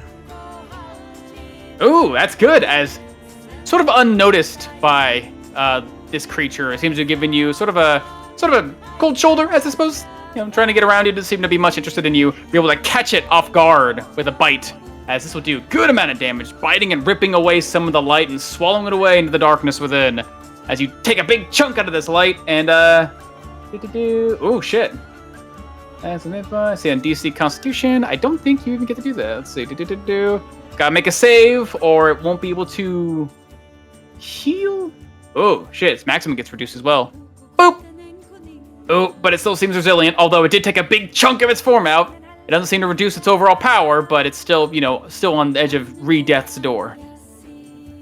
So that'll be my turn as I pat Samantha's shoulder. It's alright, Samantha. Maybe we can get her to make another one.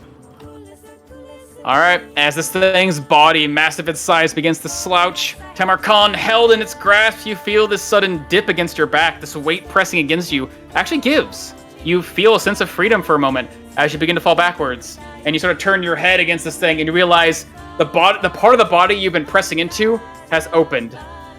As this thing, spending 2 legendary actions, will engulf you. Yes, eat him! As you're pulled inside this creature, you guys can actually, from the vantage point, really can't see him at all. Maybe Swift Hollow from some Wait, can height I see advantage. Nope, can't really. Maybe see like a flailing of a limb. You're not entirely pulled in this thing. Your arms and legs and tail are sort of sticking out. Around your neck, you feel this tight squeezing vine that reaches up also around your face. As while you're within this creature, you are both restrained, blinded, and unable to breathe. Breathe. Breathe for losers. It's a good thing none of us saw this. As you can hear up next to you, so is everyone okay? Hold on. As you'll hear the soft pitter patter of footsteps, as you'll hear this tiny little creature making her way down, and she certainly can, down to the rocks very quickly, very strangely quickly, to the edge of the water until she gets close to this large creature trying to get a good vantage point. As you'll hear the brush rustling up against the wall next to her, next creature up here. I guess only Luna will be able to perceive it with her passive perception, and Temercon, you're sort of kind of being consumed by plants right now, hard to really tell. As I think it's about she can do. That's all she can do currently, as she seems to be moving around in the back. As these creatures will continue their assault on you. Temercon, restrained and held in this creature, you can't see it coming, but you do feel some strange static filling the air, your hair standing on end, as something is going to try and shock you while you're inside of this thing's body. Just sort of like trying to wedge my staff up against these crushing vines around me. I'm kicking down the things I can't really see. Try and kick them away from me. Get right on my feet, please. Just a moment, I'll be right with you. I wouldn't. Are you yelling? Oh, I guess, You can't breathe. You do feel like if you speak, you're gonna start losing air real fast. Just let you know. Don't yell when you're being strangled. As something will try to shock you. Oh my god, these are consistent. As Temercon, you feel static run across your body, shocking you for 12 damage, and you also feel it run along the vines across your body as well, actually palpitating and spreading throughout this thing, as this massive body seems strangely able to channel this magic. As you'll see, some of that lightning runs through its form and begins to gently restore its health. Some of the vines that were once broken away begin to very carefully regenerate. As down here, these creatures still attacking you guys. Yeah. This one, now having been assaulted by this hound, turns its attention back to it and tries to shock the hound. Giving it a zippity zap. Bam! Ooh. How does he avoid it? Oh, actually, can he avoid it? Oh, as it sends a sudden spark of magic bumping into this thing, doing 11 lightning damage. That's all it can do, just starting to contest against you, dipping up and down and around, eager to take down this strange life form. Other one now coming over at you, Luna, still trying to dip and dab at you. Zip! Oh, 13, assuming that's not going to do it. Alright, as these creatures still whimsically swimming and moving through the air around you, Coolor, trying to move within your reach. Oh, I hit him. Alright, give me that swing. Ooh! You know Six. How do you want to kill this thing? Well, first off, I moved my fucking character sheet from one monitor that's cursed to the monitor that's not cursed. And so as it starts to move, I'm almost facing the one in front of me, as I just can kind of hear this little electrical current buzz behind me, as I just swing my blade behind me, catching it as I pull back. As this one moves in front of you over here. Not, I guess... it's your reaction to do that. Again, this is not opportunity attacks. It's if something moves within your reach, you can use your reaction to strike at it as part of your thingy. Basically, you don't spend your reactions for opportunity attacks. Moving around you, you can make an attack if a creature moves around you within 5 feet, but it's not an opportunity attack. Oh, so that still takes your full reaction. In my reach. Yeah. But this thing will try to reach out and zippity zap you. Back. Ooh. Unable to do so. Zapping against your armor, but not able to get through its strange magical properties. As eeny, meeny, miny, mo, that's all they've got to rote. As the hound, having take a great shocking blow, but still able to keep your incorporeal form together. What do you do? I continue screeching at this tiny yellow ball of light, trying to help Samantha kill it. Alright. Alrighty, as this creature down here in a disheveled form, now realizing there is a threat on the northern end, begins to sort of buckle itself in a best position. It steps with a strange, weakened limp until it looks up. Yeah. Trying to find a good spot. Can't really get a good vantage point. Actually, I think it... No, I can't.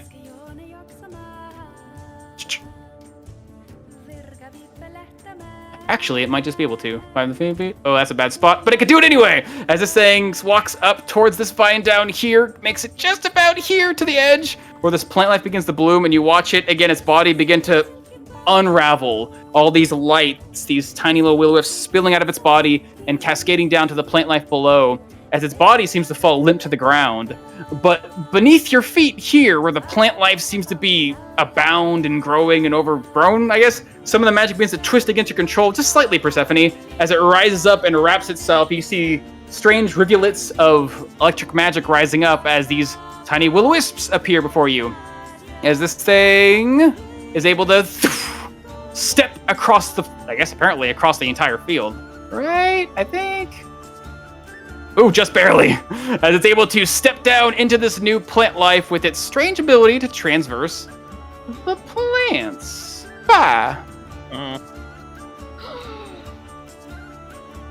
As it lands right before you guys, its body again severely weakened. Its eye seems to be actually mostly focused up at this strange creature above it on the hilltop. As you can see, this time all the tiny willows begin to gather, bump into each other, create staticking blasts.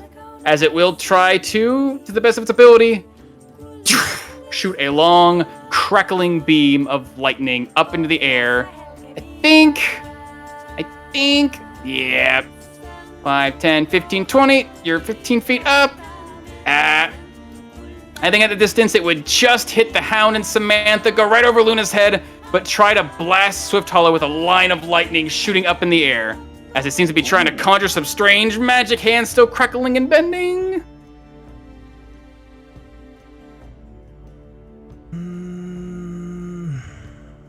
Nope, you got it. You got this. As a blast of lightning is going to be coming your direction. Eeny, meeny, miny, mo. Do. 1 sec, that's not right. There we are. No attack, that's not right. There, nope. There we are. I think that works. Bah! Ooh, not bad. As this beam of lightning is going to be shooting up at you guys. DC 14. Ooh, as both of you are able to make it, ducking out of the way just in time. I think I needed a thing for the Hound, though, as it is crashing up through you guys. What's that, half? 8? Half of that is 8. No, it's 9. Oh yeah, he can't. He would die anyways. As the lightning blasts up through the Hound, dispersing him as it reaches up to you. And how do you dodge this, Swift Hollow? Swift Hollow is able to nimbly, with fine elven grace, just dance out of its way. Even though she firmly planted herself, she sees it coming and musters her elven powers. I guess her roguish powers of evasion. Get out of the way. Okay. As this thing seems to be standing on weakened legs, sort of trying to shake and cause more static to roll throughout its body. Ooh, unable to do so. Excuse me. Let's try that. As the creature next to you, Tamarcon, realizing that you've been pulled away somewhere else, begins to step otherwise as well, trying to look past all this plant life, making its way down here. It gets a good vantage point, and then, just like the last one, this body seems to unravel and vanish and seemingly reconstitute itself into the ground over here, although barely able to do so. Its movement still horribly slowed. As what you do.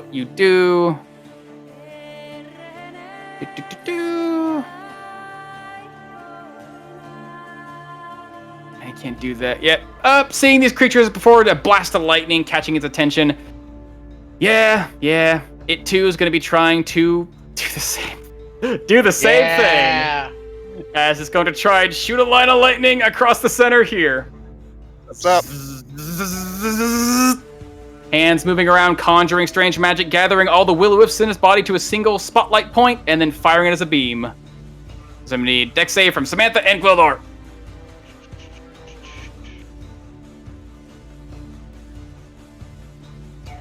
Same come blasting out DC 14. Ooh, 26 lightning damage that catches you at the flanks, swimming through the air and crashing into the rocks behind you guys. It seems like these are still sort of on their last leg. This one's definitely visibly cut and beaten to its body, seems to be hanging limp, but its form is thicker and more full of vitality than its kin, I guess. That's about as far as it can make it, sort of recharging its magic. As Tamarkan, inside this thing's body, you're unable to breathe, unable to see.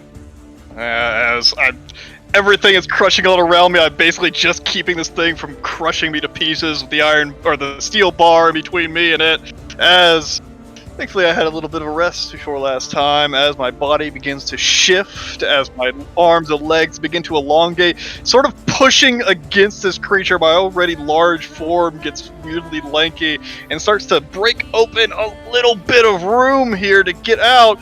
As I'm gonna try to escape with my action. As gonna try to escape this grapple with my acrobatics. You certainly could try.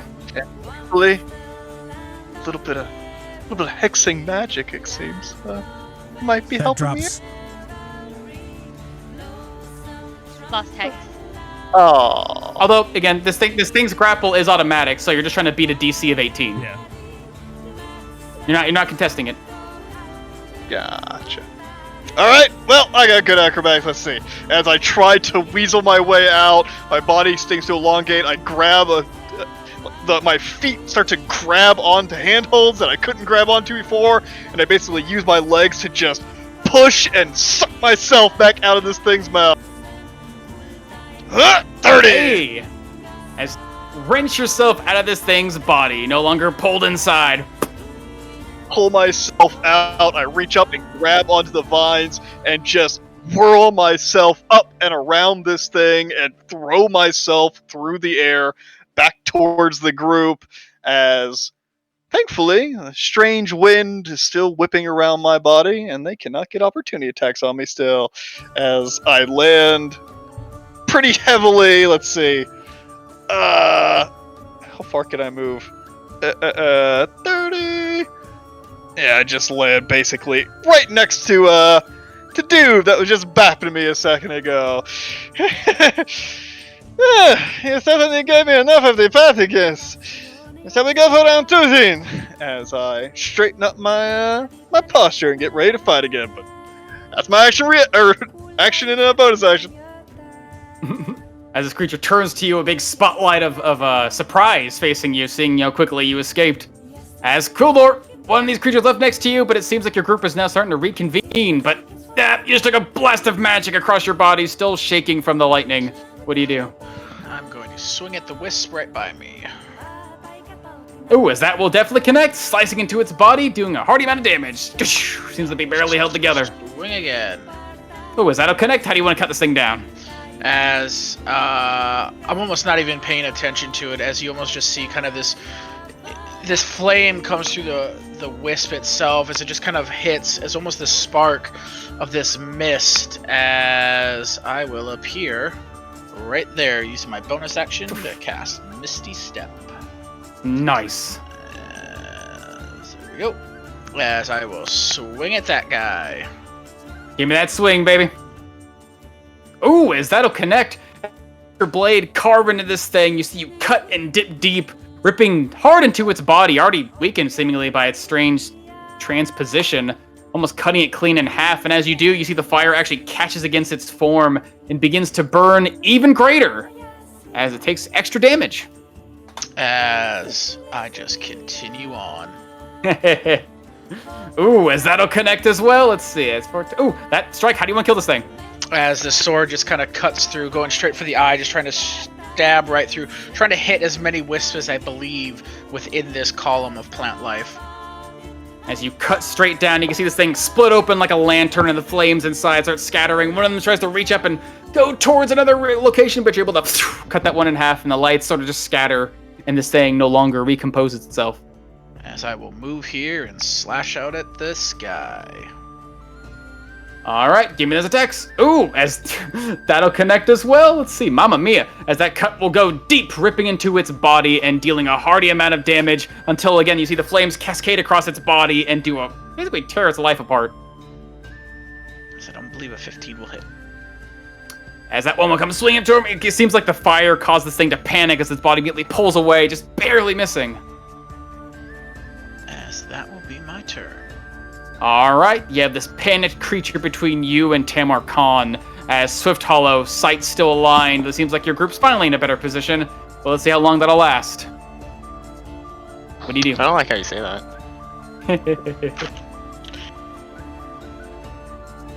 As Swift Hollow. Hang on. Sorry. Okay. As Swift Hollow, having critically struck and even technically felled some dude, will focus her sights on the big shambling mound because I don't see him on the map anymore. So I'm gonna assume that he died. As firing with advantage, shooting at the massive mound thing. Massive mound thing. Ooh, as that will connect. Your arrow flying true and funking in this creature's body. Let's see. 40. Ooh, mama. As it digs deep this time, finding more solid parts of it. It seems like the more you guys are wearing this thing away, you can see chunks of this thing's plant flesh seem to be sloughing off, revealing a more condensed core that your attacks seem to have a bit more sturdy attack on.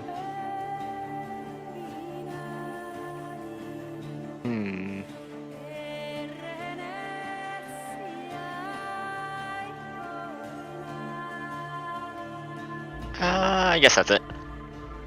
Well, You know what? Swift Hollow, just before firing the shot, as she is attuned to the crossbow now, she will call upon the magic of the crossbow and use a charge to turn that piercing damage into force and also attempt to pin it in place. Ooh. And she will also sew it down. I saw the damage attack. And it has to make a DC 15 strength save. As you'll watch this bolt sort of become ethereal and stitch itself all throughout this thing's creature's body, going in and out through its big, massive form, through seemingly all of its vines, and the hard stone that it seems to be clinging to. As it's got to make a strength save. It's pretty strong.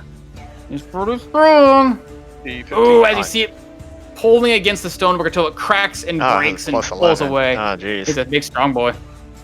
Oh, those plants. Thick and veiny. I mean, viney. Nope. Uh-huh. No! Okay. Uh-huh. Nope.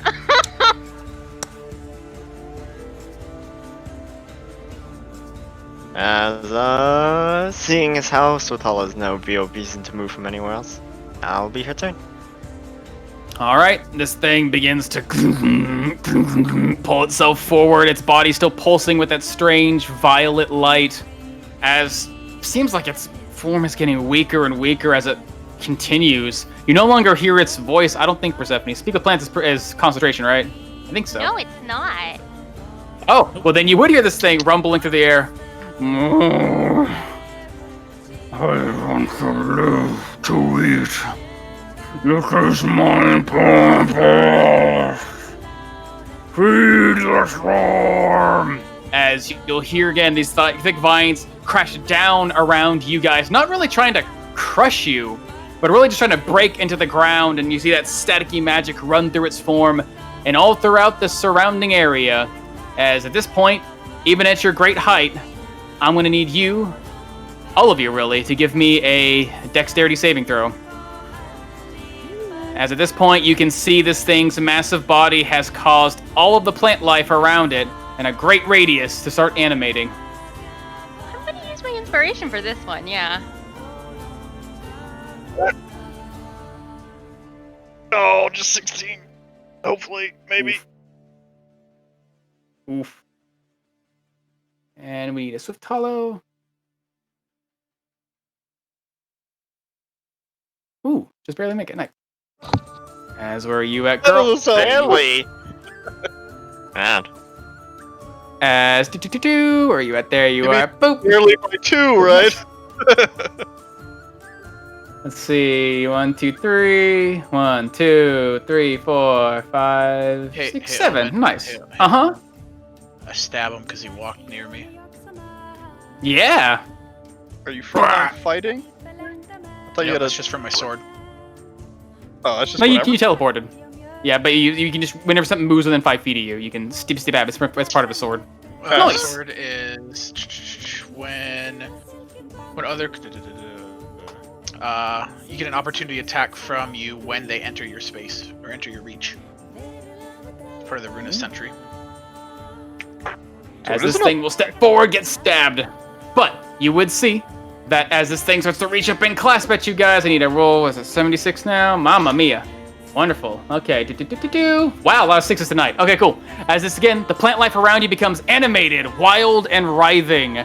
As going down the line, let's see. Starting off with our sixes, that'd be Samantha's fine. Persephone and Quildor. No, Oh, no. Persephone and no, that'd be fine.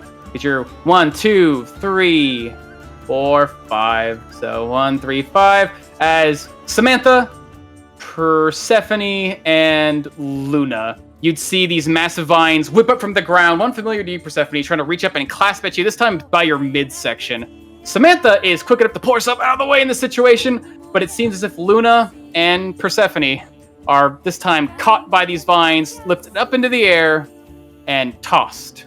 You'd see Luna gets tossed about down here into the water, as Persephone gets tossed this time, 30 feet down toward this creature that just basically stabbed it, as she'll be thrown through the air directly at Quildor. Quildor, I'm gonna need one more dexterity saving throw.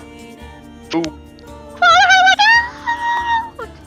As it comes flying through the air, you come crashing down into Quildor's hardened body, as you would take 1, 2, 3, 4, 3 to 6 damage, crashing into him, as well as Quildor taking 10 damage. Both of you taking 10 bludgeoning damage, and both of you falling prone to the ground.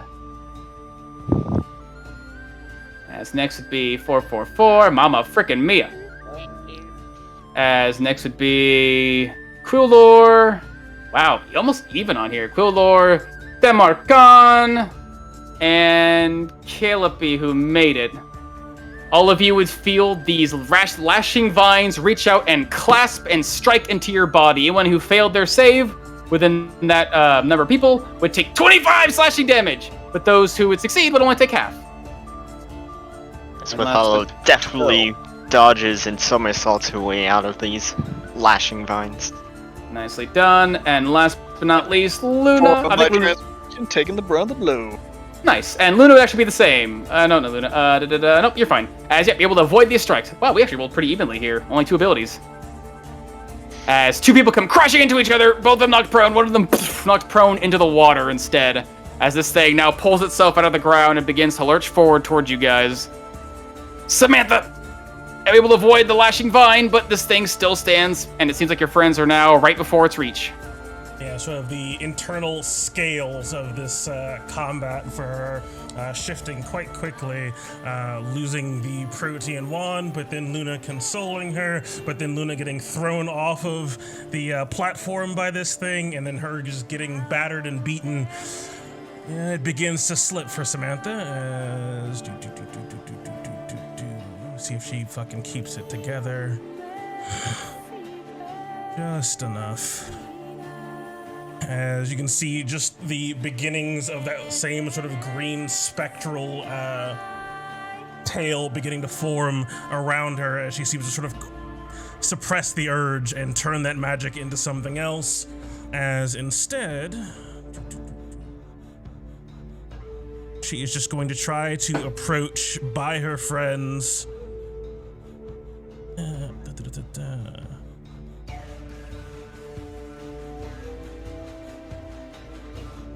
Stepping into the difficult terrain. And My zappy boys. Yep, they're gonna try and zip it and zap you if you try to just watch forward. snakes on alert, I do. Alright, trying to reach out and zip zap ya. 1 buzz from the top, buzz. 1 buzz from the bottom, buzz. Ha. Too quick. Stepping forward with intention as turning that constricting magic into something less dangerous for herself. It channels up her arm into her hand and just seems to sort of wreath it, not in just claws, but an entire gauntlet that seems to just form up in spectral, this sort of mixture of armor and almost like a dress made out of this green energy crackling up her arm all the way up to her shoulder, as she is going to, as a bonus action, wreath herself in a bit of divine magic. Hmm. At a 5th level, casting Spirit Shroud. As your magic starts to conjure forth, you will feel it starting to pull from you this time. As this time, second casting of a spell, I'm gonna need a charisma check.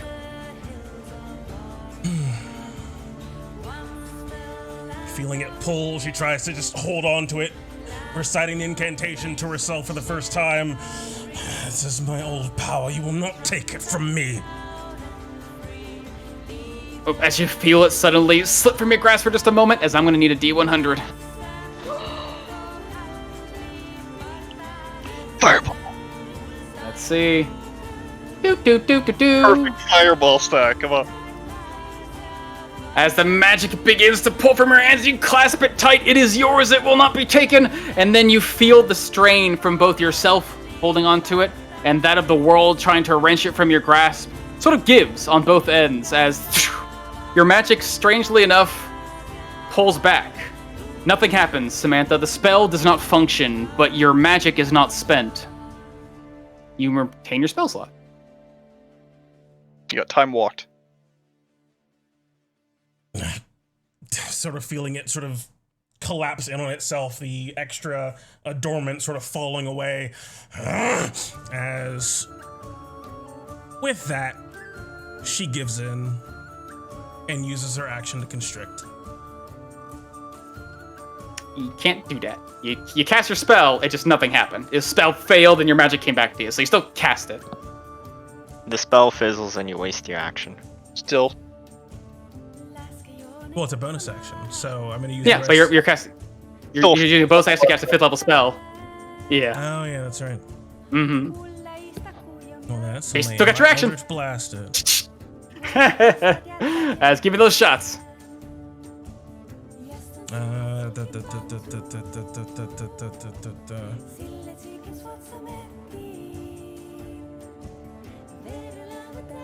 Ooh!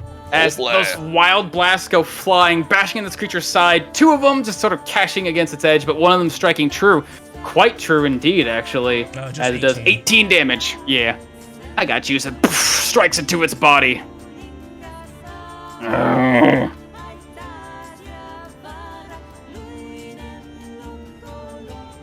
Is it for me? Okay, as Persephone, this thing lurching forward over across you guys, you can see, I guess technically one of them's a bit larger in front of you, as this massive vine's gonna come down, swinging down at the guy who stabbed him, as this thing's gonna try and bash Quildor. I don't consent. Boom. I said boom. Ooh, 29. That will hit. Crashing down to your body for 27 bludgeoning damage, and you feel the vines immediately begin to clasp around your body. And his brain hurts.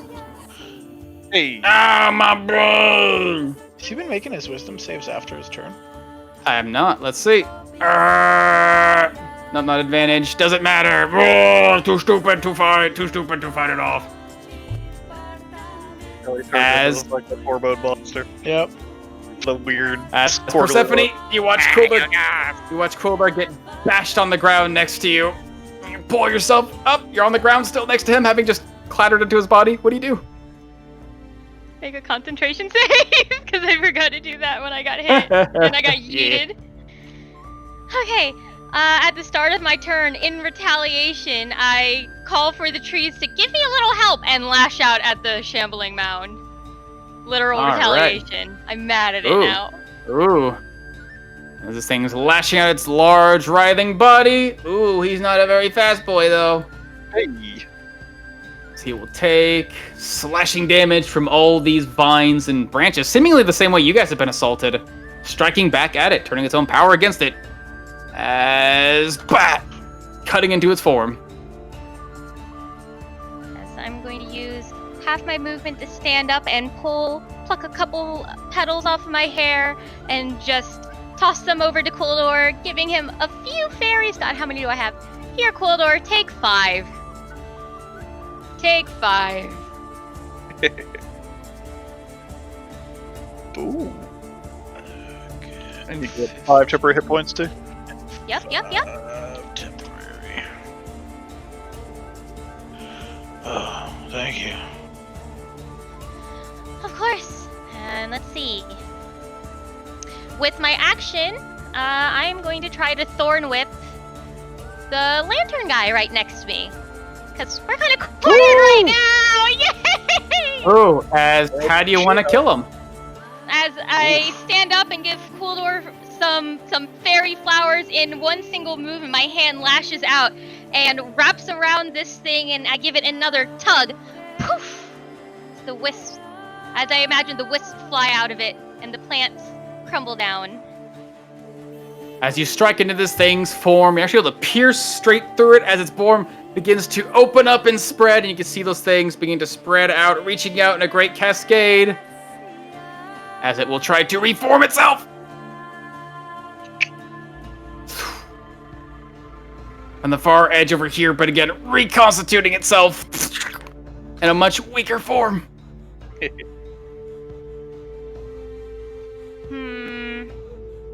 Do I try to do this? Yeah, I'm gonna just try to move behind Tamarcon.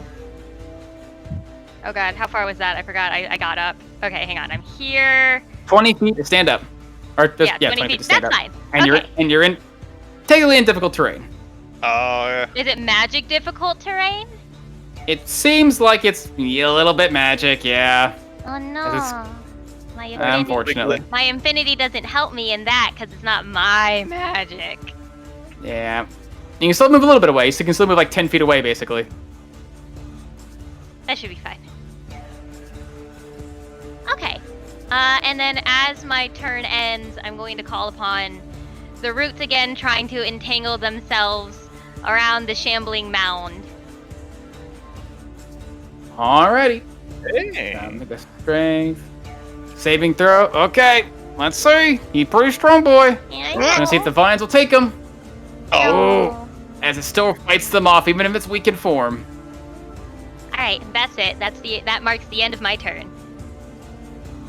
Alright, as Cooler pulled against the ground, feeling these things dragging you, you can still feel that suddenly your body begins to drag itself back inside of this creature. As it will spin its knife to eat you, as you catch yourself against your throat, eyes covered by vines, engulfed inside this creature. You can see at this point, all of you can actually see, you can see Cooler's arms and legs, shield and everything sort of sticking out from inside. He's not completely gone from visibility, but he is blinded and unable to breathe. Is it safe to hit it? As Luna, prone in the water, feeling yourself just get whipped and thrown through the air. What do you do? Looking up at the night sky, just floating in the water. God, I fucking hate nature. She just kind of sits back up, or I guess kind of unprones herself in the water. That's weird. You can go prone in water. You can. Yeah. Floating on your back. Basically, you're like unbalanced. Just Kind of right yourself. black hair matted on her body, just mascara running from the water. She just looks up at this creature and just wants it to be over, as she is going to do it again with a 5th level blight. Alright, this time conjuring that magic you feel this time, your magic twist and contort, as I'm going to need a charisma check. Here comes the fireball. Uh-oh. As you feel again is this this? magic a little too rough to handle, as I need a D100. Ooh. Close to the second throw. What was it, like a 43 or something? 45. 45. As the magic pulls away from your hand, that moment you feel it slip, and then suddenly your hand, almost like the shadow magic you're using, becomes these long tendrils that reach out and catch onto the magic, pull it back, and your magic takes the form almost like a weapon, like a spear as you launch it, as your spell functions normally, but just strangely in a new shape. Wild! Okay. Got a blight sword, alright. Okay, I guess. As it's gotta make a save. Disadvantage. Ah! Ooh, he At this did. time- That'll do it. It takes... 72 damage. How much is that? 72? 72. Ooh! As his whole body begins to crumple and break and bend on itself, a whole mass of its form just sloughs away and splashes down into the water beneath it, as it seems like this thing is just barely composed. This terrible creature as, oh, I can't do that.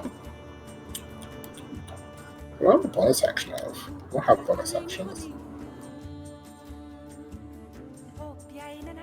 As I swim back to Samantha. Is the water like double? It is. As in the area you're in, you do feel the kelp that you saw before when you guys were floating over the water that was thick has grown once again thick where you are. Maybe like 5 feet away, it seems thinner. It seems to be following this massive overgrown mess. But yeah, you're basically moving through the water, 2 feet for every 1 foot, and then difficult terrain, 3 feet for every 1 foot in total. Splish, splash, splish, splash. Maybe just make it to the shore. So like here? Basically, yeah, so moving 5 feet would be 15. Alright, that's my turn. Ending right there. Yeah. Okay. As you pull yourself onto the shore, there's all this plant life writhing around you, as suddenly you see some of it reach up and clasp around your hand, as I'm going to need either a strength or dexterity saving throw. Oh no. No, I think I've got its attention.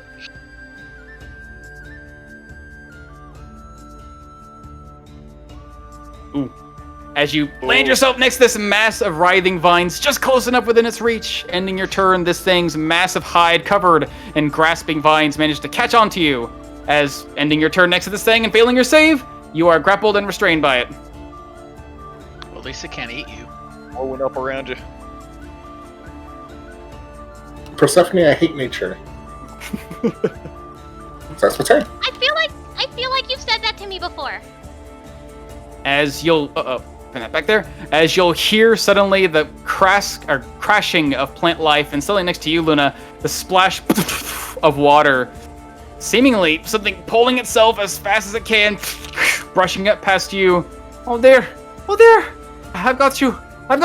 As you feel a hand clasp onto yours, Quildor, through this vile mess of plant life, as magic begins to buzz through your body in a strange, ticklish feeling almost. It begins to overtake you. Do you allow it to overtake you? I don't laugh, but I allow it to take over me. As suddenly you feel Not ticklish. as you suddenly feel through your body this sudden lightness, trying to hold back that laughter, and suddenly you find yourself away from this danger. Now, no longer within this blindness, actually back closer to what looks to be a safer distance. Let's see, need my ammo. Yeah. They shouldn't put you there. God damn it, there's so many non-space spaces. Okay, yeah, they put you right here, reappearing on the ground, unblinded. But in doing so, you do see that little Calliope suddenly pops back into place. As it seems like she's used a little bit of her magic to give you a little bit of a step. Something quite similar to you do, Persephone. Although now she finds herself standing amidst all this thick overgrowth as she tries to step away, but that is about as far as oh, yeah, she can. Stepping about the far away she can get, trying to get away from these lashing vines. I'm sorry. I'm trying to help. I'm not good at fighting. Do not worry. He's almost over. I'll come help you, Luna, next. So to give this thing some distance. As her turn ends, these creatures now begin to buzz and fly through the air. Buzz, buzz, buzz, buzz, buzz, buzz. Yeah. One's gonna capture you, Luna, seeing you held and restrained. Getting a shock with advantage. Buzz, buzz, buzz, buzz, buzz. As it hears within its mind that no, it should probably just stand in place and dance, as I'm gonna try and intrude on its thought process.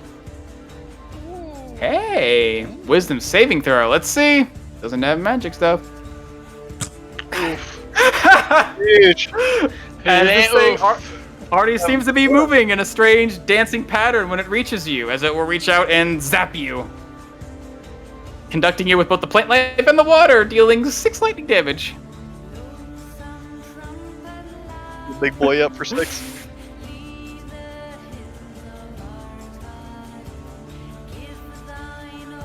As this thing will come reaching up to the closest thing you can see, over at you, Quildor. trying to zap you while you're on the ground, still somewhat covered in this thing's wet vines. As it's gonna try and shock you. Zip. Ooh, how do you avoid it? As it just tries to come down, I just kind of like, what's on the ground here? Is there like a bunch of shit? Just rocks and fucking roots and plants. As I just take the edge of my shield as I flip a rock up, almost kind of dissipating it as it comes near, just unable to connect as it connects with the rock first. Alright, bashing against the rock, and then next to you, Persephone, having just put yourself so close to it, this thing's gonna try and zippity zap you as well. Oh Zzz, ooh, a 20. That goes It out. catches you from behind. just hits me. Catching you from behind as lightning cascades across your body, doing 4 lightning damage. Ow! Good Haha. job. That was rude. This thing's turn on, you can hear the soft, like, cacophonous laughter. As it tries to pull away back to its space.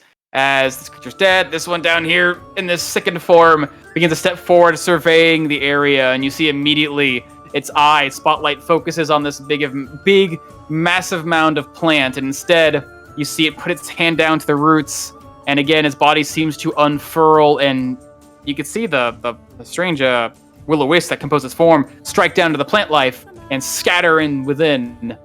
And I think only Swift Hollow from her position would hear up into the trees this thing's form sort of reconstitute itself, and then you can hear it trying to make itself away, but only makes it, make it up with the trees. Tries to make itself out of sight as it's trying to dip and dash away. Senses for being transformed. What's that? Do I hear it with my heightened senses? My transformed Oh, state? you certainly would, actually. That's right. You are transformed. You hear this thing's plant form forming up in the trees, and a soft body, bobbing, light, sort of dancing away as this thing's trying to get the hell out of here. That's with Hollow's head turned slightly in its direction. Look up to you and go, Swift Hollow?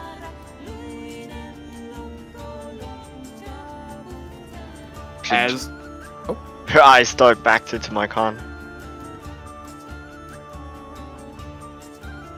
As it comes to you, Tamarcon, large and in charge, and next to this already bloodied, broken-looking thing.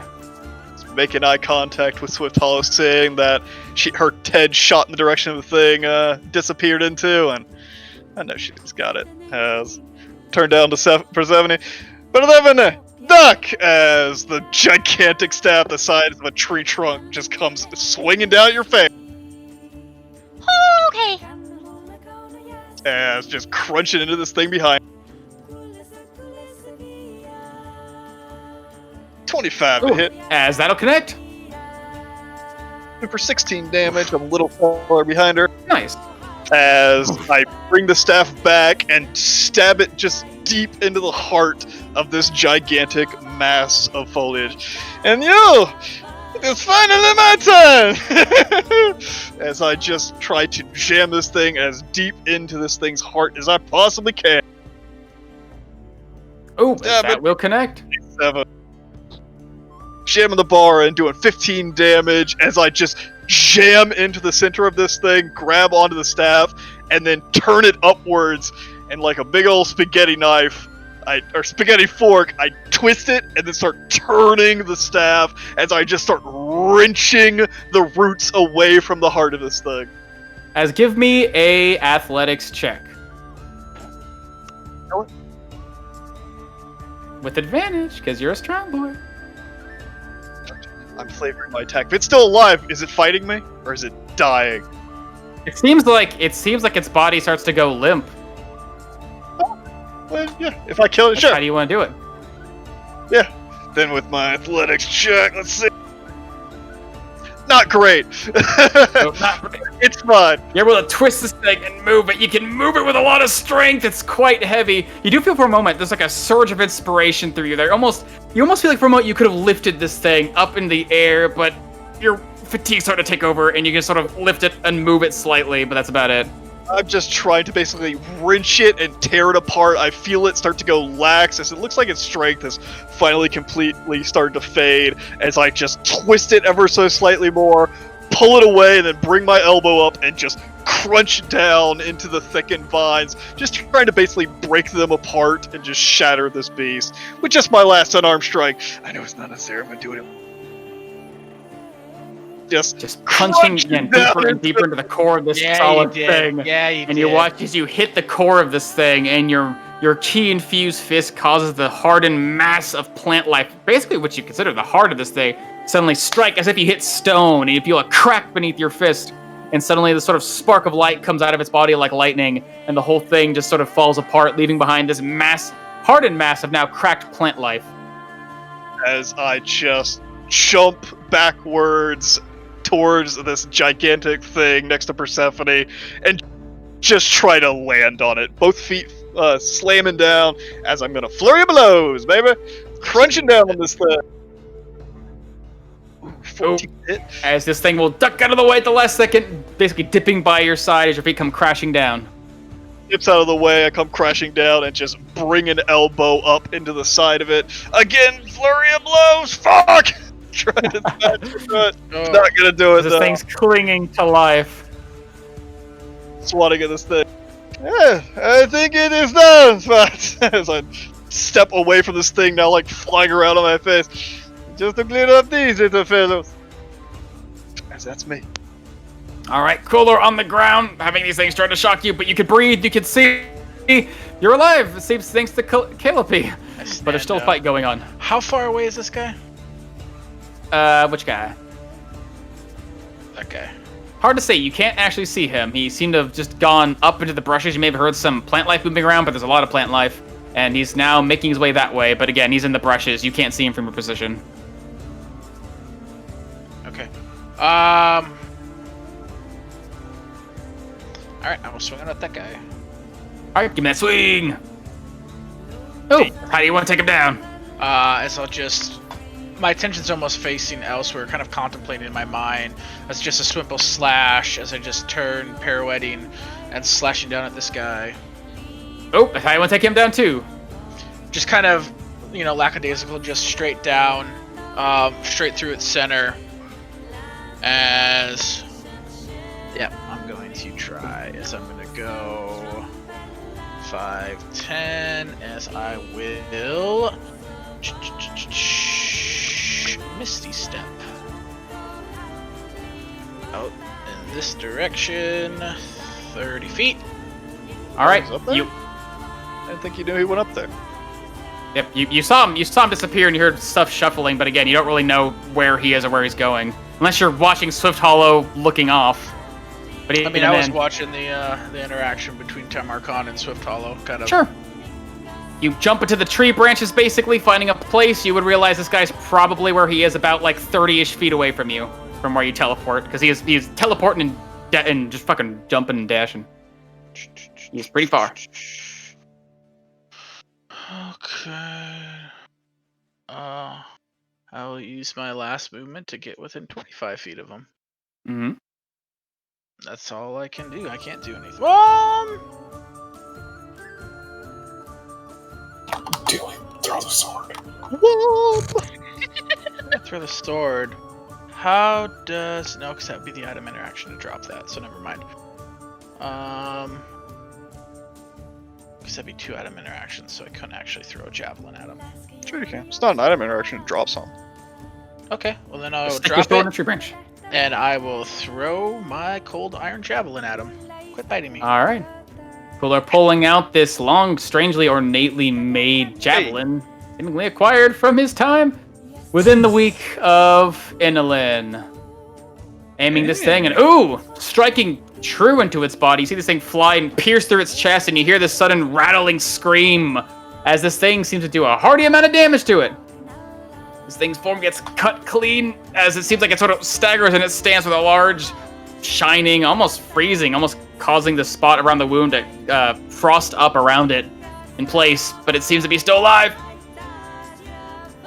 That'll be my turn. That's all my movement. That's my bonus action. That's all my attacks. All right. As Swift Hollow, you see Quildor appear up in the tree line, bouncing around and throwing. It looks to be a large arrow until you realize it's a javelin piercing through this creature through the veil. Seems like this creature for you is about this plus 30, about 70 feet away. Still in range. That's with a Swift Hollow, seeing Tamaikon finish it off quickly, pivots on her heel, and then using her cunning action, sort of leading the shot with her crossbow, focusing a lot of her energy into granting herself advantage at the cost of not being able to move, as she will shoot Reap with advantage. Ah. All right. 27. Ooh, how do you want to take this thing down? Yes. Twice. As Swift Hollow turns and leading the target, seeing it run and calculating in her head where to fire it, as she's able to take that not perfect shot, but just perfect enough, striking it in its head and dispersing the rest of the magics that was within, taking it out. Has two large piercing weapons go through its body. Its form unravels, and you see they try to scatter out into some of the surrounding plant life, but they seem to stick into it and then pull away until they eventually just scatter like fireflies in the night as the plant body falls in the tree with a thud. Oh, I think yeah, I got it. All the way through. Bye. Anything else you want to do, Sotalo? That's it. All right, this thing That's is her action dead. bonus action. Nice. As Samantha, this thing, you see Tamarkon's staff was able to pierce through it and basically unravel the rest of this tangled mess. There seems to be just one of these tiny little glowing lights assaulting Luna within the water. What do you do?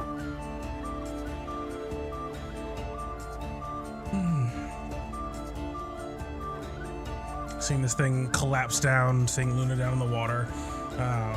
Once again, gonna try to call on that magic, forming the gauntlet up and around her arm, trying to pull on the incantation one more time. I can control this, it's mine. As she's gonna try to cast Spirit Shroud one more time.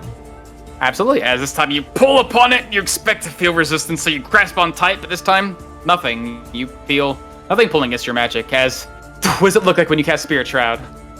Yeah, so it looks like those same sort of dagger, like almost energy-like knives appear in her fingertips, but then it just hardens into an actual gauntlet that goes up her arm, forming a mixture of armor and what looks almost like an elegant sort of flowy, almost kind of like the arms of a dress or like a large ball gown, a mixture of armor and fabric, but made out of solid green light.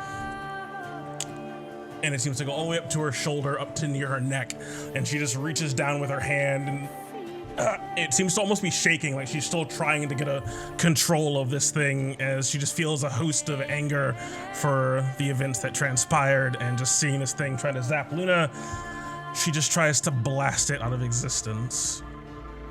Oh, yeah. Give me them blasty blasts! So anyway. I started blasting. As each one of these like large green spheres crackling with energy just seems to be kind of almost a struggle for her to hold on to, like she's gripping with power she hasn't had to in about 11 levels, and each one of them just go crashing into the water, missing entirely. And she just seems to sort of let out a grunt of frustration. As that's her turn. This thing ducks and weaves in the air. You hear this little chattering laughter as you do see it trying to pull away from Luna, but Persephone, a little too quick. You realize this thing is starting to pull away. What do you do?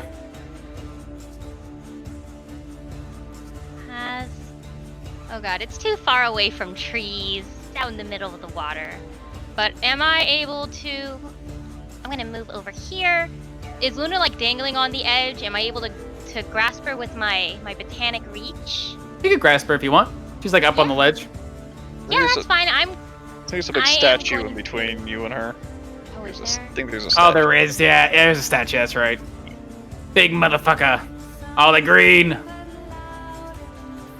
Is the mound like a mountain? Can I clamber up it? It does seem like a small island floating in that corner of the water. You could probably step on it, and it doesn't seem to actually abate your movement now, as you move quite freely through the plant life. All right, this will work. I'm gonna get over here. Within range? Yes, and I am going to botanic reach Luna. Trying to grab onto her and pull her towards me. Nice. How far are you pulling her? How far am I? I'm like 20 feet. Yeah. Let's pull her right next to me. just like yeet her away from it. Yoink! All right, getting pulled up next to her, Luna. Nature's not so bad when I use it. With a bonus action, I'm just gonna kind of like flick my finger as a rock is going to jump off of this platform and throw itself at the little orb of light. Nice. Give me that rock attack. Yes, give you the rock attack. Yeet. The 12. Right. Is it Oh no, attack it's a roll? DC. Strength save. It's an attack. No, It's an attack roll. Yeah. Yeah, I don't know why it does strength Give me save. that attack roll. it's in there. 12 or 15. Yeah, it's in there. It's a 12. Oh, I see. Strength save is because it can knock it prone. Yeah. This thing dips Oh, and moves in yeah. the air, just nimbly avoiding that bullet of a rock. Oh, those are tricky little things.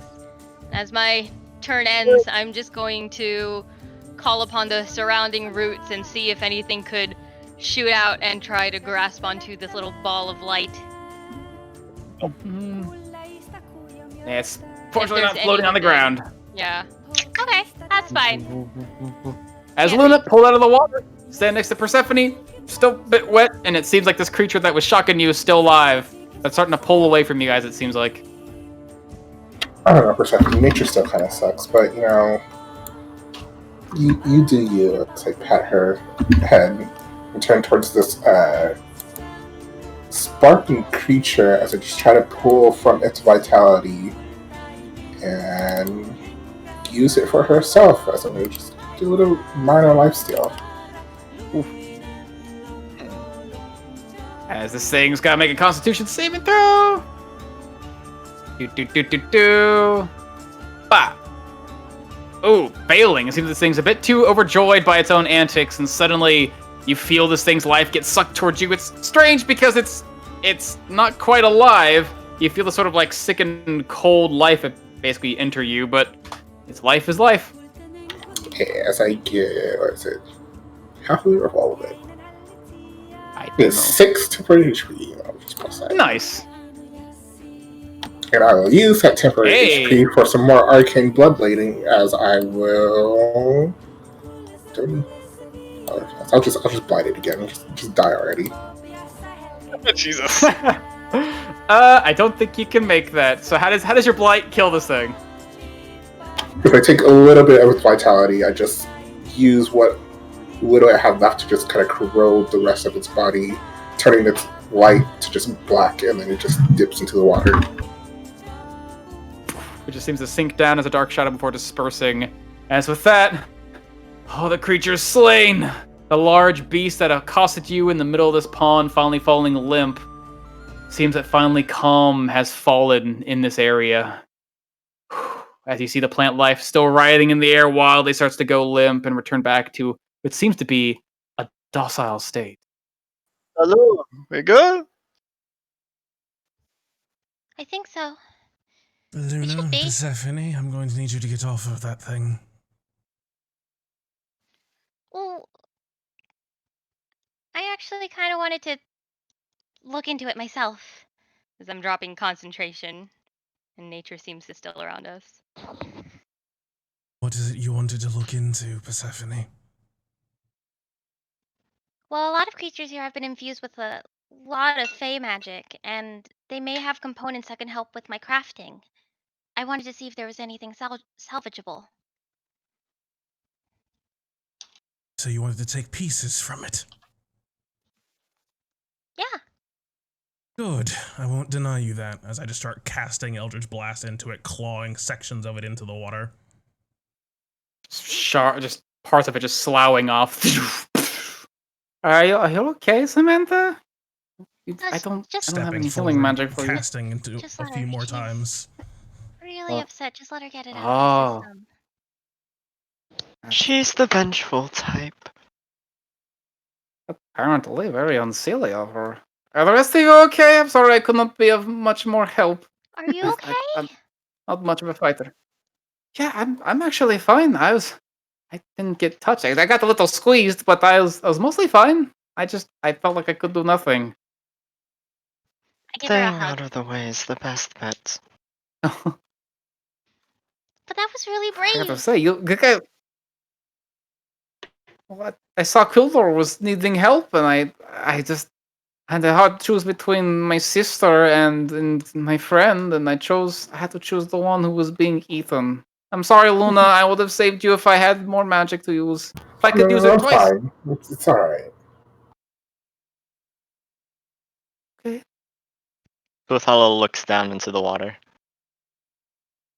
You could see within, sort of like originally silhouetted by this massive plant life, there's now this soft building of light, very gradually forming itself. You can see the water itself, still disturbed by all the life that you guys have brought to it with your actions, seems to be slowly just beginning to swirl around and around in a circle. It's going to take some time to build up. It almost looks like it's starting to form a whirlpool of sorts.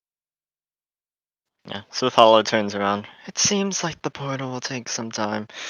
Not to mention, I doubt it's going anywhere anytime soon. That's And good. you all look like you've been whipped by a bunch of plants. Quida, you're back! I suppose you and Quid and Sweet Hollow got a runner, yes? Yes. Good man. They just You were flop the still in my body bow down in range. front of him. This is massive plant life. A mass of plants. You did indeed! Are you also going to cast it into the water? But why?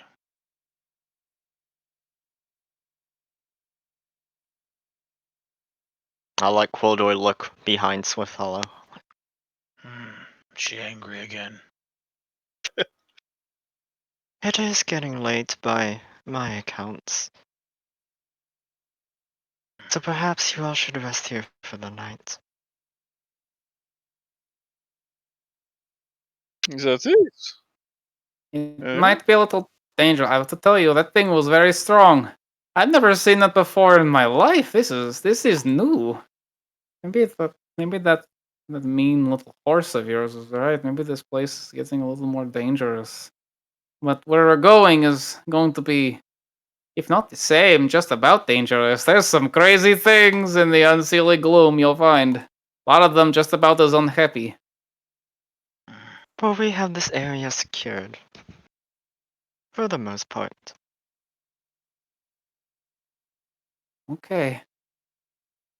You want to take a rest here? You want to make camp? It might be safe. I can Right, try to Seems keep to be the watch. safest place. Wait, are we making camp? Do we need my bubble? Persephone calls out from this plant cave that Samantha has mined out for me. You're cutting it out inside of these things. Find anything Oh, in? no. Oh, that was Samantha. I'll let you know. I'm still looking, but if you need my bubble, I need to put it up now. Samantha. And you're sort of ripping and tearing and carving into this thing. You do find it gets harder to do so. Like Tamar Khan experienced, the deeper you went into this thing, the denser and more just toughened until it's almost like you're carving through rock. In the center of this thing, you do crack in the middle. You find this cracked core made of hardened plant life. That part of it breaks away, and out of it, you can see the sudden branch almost reach out and cut you, just simply because of its sturdiness. But the branch itself, it's not like the surrounding plant life. It seems as if it's touched and marred in silver color, like it's made of metal, lodged at the center of this thing. And encountering that in the center of this tunnel, Samantha doesn't have a predilection for trying to investigate it at this moment, but she'll just, in turning, just sort of carve it out of the plant life itself, leaving it in the middle of the tunnel, and just proceeding to the right, and just pushing her way through it.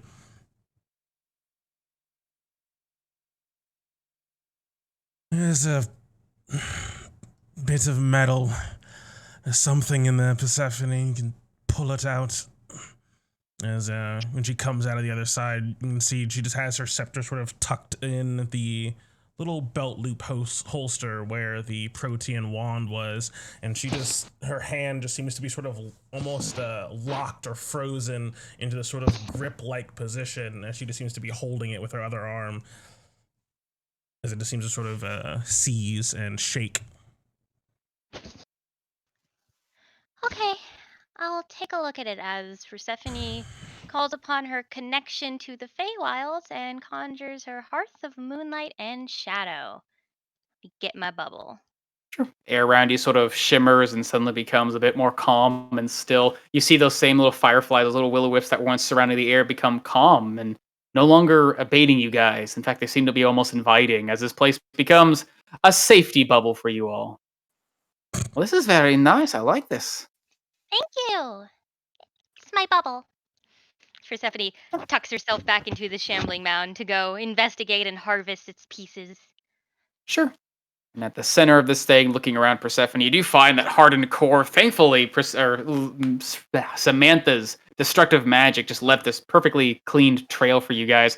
At the center, you do find this cracked, hardened center that looks like part of it has been opened up, and sort of on the ground is that strange. It looks like a branch of sorts made of this spindled, silvered metal. But what also catches your eye above that is this sort of soft, leaking, like almost looks like fluid, like glowing, soft green. Only in the soft light it seems to glow. And at the center, within this hardened shell, broken open by her claws, is this like mass of soft tissue rolled up into a single knot. It looks like someone had stuck something sharp inside. Maybe it was that branch of sorts, but you do recognize that as that being the core of this thing. You've learned from Aerosoft that some of these creatures, those close to nature, have something of a living core within, and within is a mass of vitality, that which is quite potent in the use of creating and crafting. Something you've learned recently in your journal acquisition rather. Oh, yes, this is exactly what I need. Persephone is going to try to carefully acquire it. Alrighty. This So I'm is gonna why I'm ask for journeys to the Wildwood Hat. a herbalism kit with wisdom. Shouldn't be too hard at its current state. Someone ripped through this thing, and you guys did quite a number on it. Just straight with wisdom. Wisdom, herbalism. Oh, Hey! winning. It seems Fucking like winning. your reverence Or are for we looking for nature, as 30? well as the Great Path card for you, has given you the perfect, basically surgical entrance to remove the entirety of it. Looks like about the size of a human head, mass of glittering, glowing plant life that's soft and almost sort of not vibrates, but like makes sure the flesh on your hands feels a bit numb, as if it's still charged with that strange lightning magic, but it's gentle.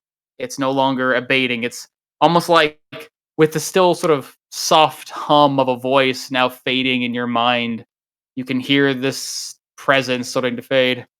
Hungry, hungry, Man, it's not even sticky. hungry. As it just sort of fades. You won't be hungry anymore. Persephone like turns around with like the big grin on her face. So Marcon, you have to look at this thing. You have to look at this.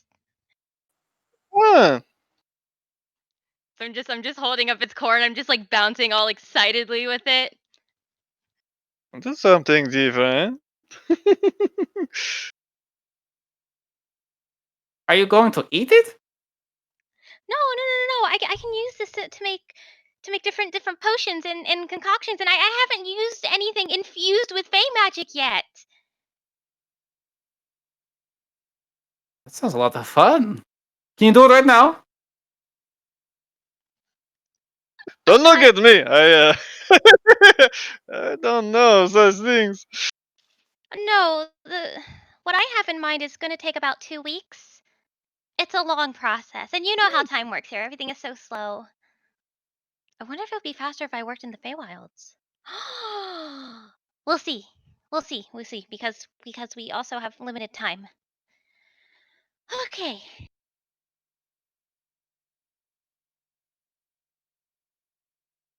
All right. Well, if there's anything you guys want to do, I never done this before with a group of people. This is fun. It's like a slumber party. I can go make sure that thing will get us in the first part, but I will need some, only a few hours of sleep though. I don't need to sleep very much. I don't think I need to sleep at all. I like to do it though. Samantha's the same way. She doesn't sleep anymore. Really? Isn't it fun? Can't you do so many fun things when you're not sleeping? Yes. That doesn't seem very happy. Give us a moment, Calliope. Samantha, are you angry about the wand? I'm more angry at myself. Need to use the charges.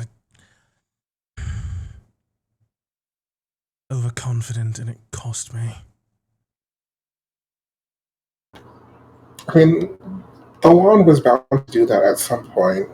It was basically built into it. It happens. You know I hate losing my things, and I'd hate to lose a gift from you even more. I mean, you don't really need gifts from me. You just have me.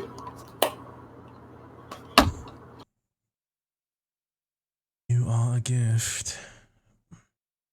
So you're just See, I'm the best kind of gift. wincing with a bit of pain, as it just seems like her arm is like, her left arm is just stuck in this sort of permanent like flexing position. Like all the muscles in it are just tense. Her hand is rigid, as it just seems to shake every once in a while, and she just holds on to her other hand. I mean, hold up, Samantha's seemingly injured hand. Let's not lose another arm. I don't think we have time to go on a arm-saving adventure right now. Magic is... it's more than I anticipated. I knew the blessings were going to be strong, but... and she just seems to sort of be wrestling with sort of recoil or just sort of aftershock of this sort of new magic to her. It just seems to just seem these reverberations through her arm into her shoulder. I'll get control of it soon enough. I just need practice. If the Unseelie Court is going to be as much of a problem as we've been led to believe, I might get plenty. And if not, I'll practice when we get back. I need to be ready.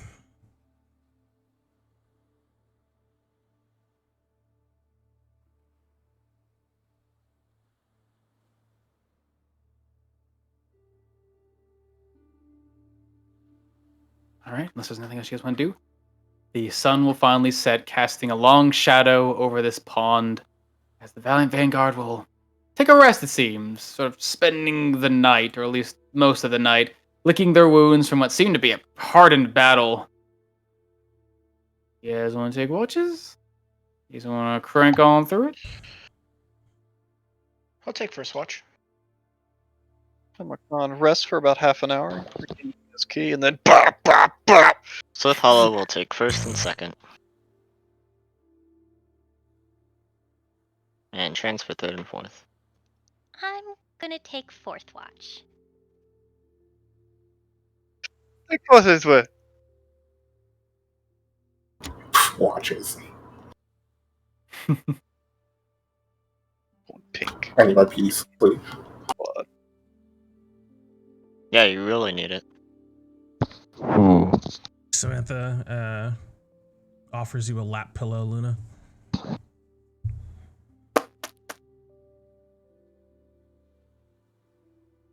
Alright. Watch is taken. First watch will come along. Seems to be Samantha, always awake, Swift Hollow, Cool Lore, and Calliope, who offered herself on first watch. Sort of watching the night as it goes by. It seems as if you can hear, even the start of this watch, as others start to take their rests, that the life in this forest never truly seems to die, never seems to truly become muffled like that in the Elder Park, which you're used to back in Mobia. Instead, especially with this new Fey life surrounding you, you can still hear the sounds of the branches creaking, even around you, the soft, dim bulb of what you can't tell. Might be a lightning bug, might be another one of these will-o-wisps keeping watch for the next strike. But for now, peace has fallen across the forest. As Calliope probably spent part of it just looking over at you, Kildor, trying her best to tend to your wounds. It seems like you've taken quite a hearty blow. Are you okay? Are you sure? I saw you go one direction and the next direction. I couldn't tell what was happening. I didn't know you could disappear too. Yes, it's a bit of a skill that I picked up through necessity. I do want to thank you for pulling me out of that thing, although I'm sure I'd be able to kill it from the inside. It's I'm very sure you would. brave. I didn't want the people to get hurt. I don't know how to fight, but I know how to stop a fight usually. Not against big monsters though. I can't do that yet. I'm not as big and strong as Lucerne, thank the gods. No, but oftentimes wisdom on the battlefield outweighs the benefits of strength. Oh, I don't know if I'm probably wise, but I really appreciate it, good lord. Yes. That's what Swift Hollow up to. Sith Hollow is going to be spending the watch just sitting on the ledge with her legs over the watch, and she's going to keep out, of course. Always eternally vigilant. But she's also with curiosity, just going to watch the pool. Watch the portal gather with power. Sure. As she does her idle watch things, polishing her weapons, inspecting them, etc. Sure.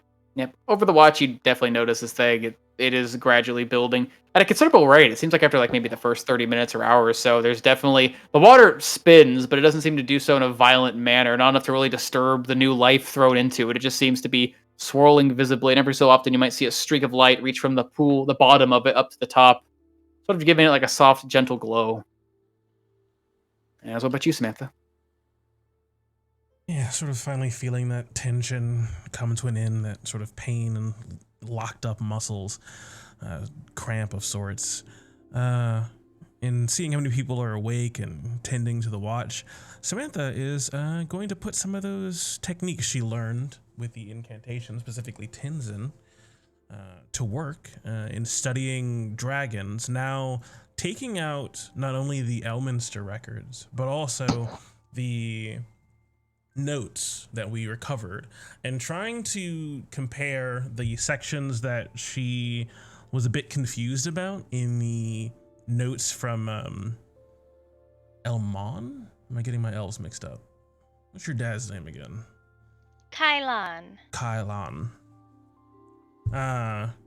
And seeing if there's anything that she can cross-reference in these in the Elminster book of if there's a section on teleportation or casting components or anything like that, and checking her notes, so to speak, or somebody else's notes rather, and seeing if she can figure out what's going on. That's what she'll mostly be focusing on her watch doing, is trying to absorb knowledge and figure out what's going on there.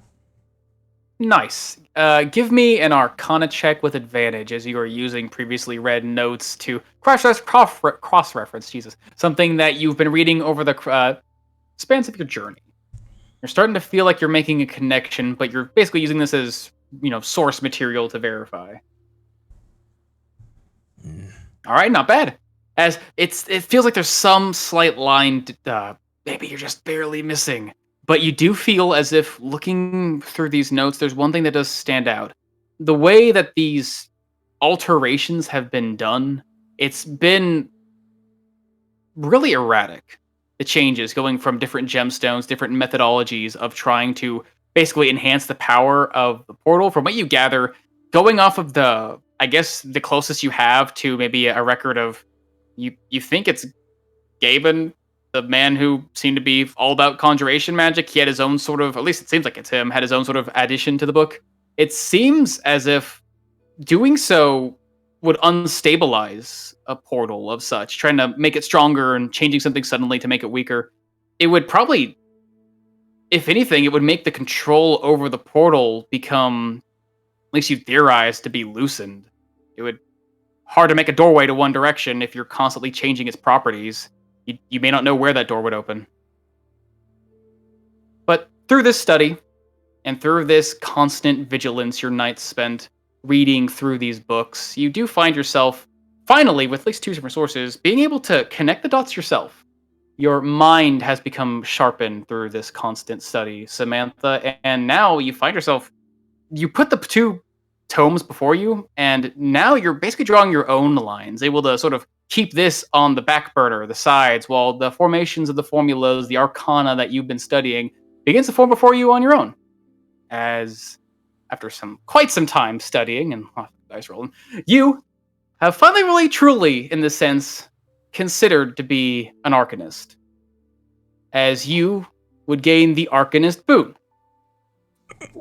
You. There we are. You're able to increase your intelligence score by 1 to a maximum of 20. You gain proficiency in Arcana if you already have it. You become expert at expertise in Arcana, and you can cast the Detect Magic spell once per day without expending a spell slot. Just simply between long rests. Able to sort of draw upon your own now gathered innate magic as basically whatever kind of spellcaster you are, someone who just constantly draws upon magic from an unknown source, and able to sort of just channel a part of that to just sort of take your understanding of magic and just bring it to your senses. Is it cool with you if I flavor that detect magic the same way I did when I had the invocation that let me do that, but then I got rid of that invocation? Of course. I had it for again, it's drawn from the same source. It's just you can just kind of force it, like understand magic, and suddenly you can see magic. Big brain. All right. Touch your butt. Sorry, that's just how it's flavored. What? No. Touch your butt.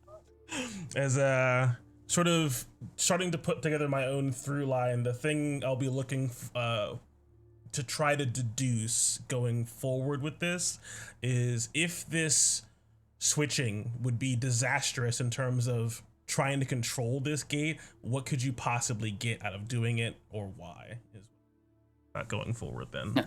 Yeah. With your new insight, you think further study would grant you that answer, but for now, you find yourself in a new position. But yeah, definitely seems like a nice place to go. Nice. Big brain. That's what you have to, Quilder. Anything you want to do in particular? Yeah, I'm gonna walk over to Swift Hollow on the edge. Thanks for killing that thing out there. You're a very good shot.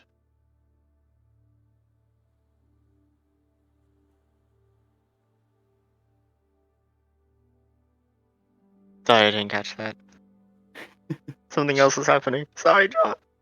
You're horrible. What was that? Just walk away. Cry. Yeah, I know.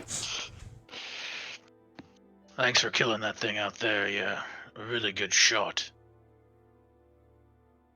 What was that? Yeah, as Swift Hollow's polishing or oiling up her blades. Quality over quantity, Quildor. Jane. So just walk away. Heart to heart. +5 You're relationship points. bonding. Oh, you know us elves. We take like 10 years to get a single conversation done. Yeah, we have the time. Yeah, Yeah. we do. We have like a century between each other. Say hello to each other in the Yeah, morning. only It's for like like days later. Yeah. Says hello back. finally on the queen. Yeah, that's how it works. As with that, the first watch would come to an end. Calliope was sort of just push herself up against the edge of this warm, comforting bubble and just sort of nestle against one of these statues, just trying to find some comfort close to the water, and sort of just settle down, seeming like she's asleep, but she really just seems to be laying there, just enjoying the stillness of it all. As what are the rest of y'all doing? Who's on the next watch? Is it our elves again? Seems like it. All right. Is there anything you Continue guys- your conversation from 2 hours ago. Remember what I said? I liked how you killed that thing. I want to say I really liked it. Anything else you guys want to do? As the night continues on, still protected by the magic of what seems to be Persephone's defensive hearth. Like over the course of all the watches, or just first watch? This is the second watch now. Nope, nothing else. Okay, more time spent. Nope. Unless Sultan wants to do something. I am curious, Quildor. Stab. Did you really mean it when you said you would kill every single one of those guards to Persephone? So kind of look over at Persephone sleeping.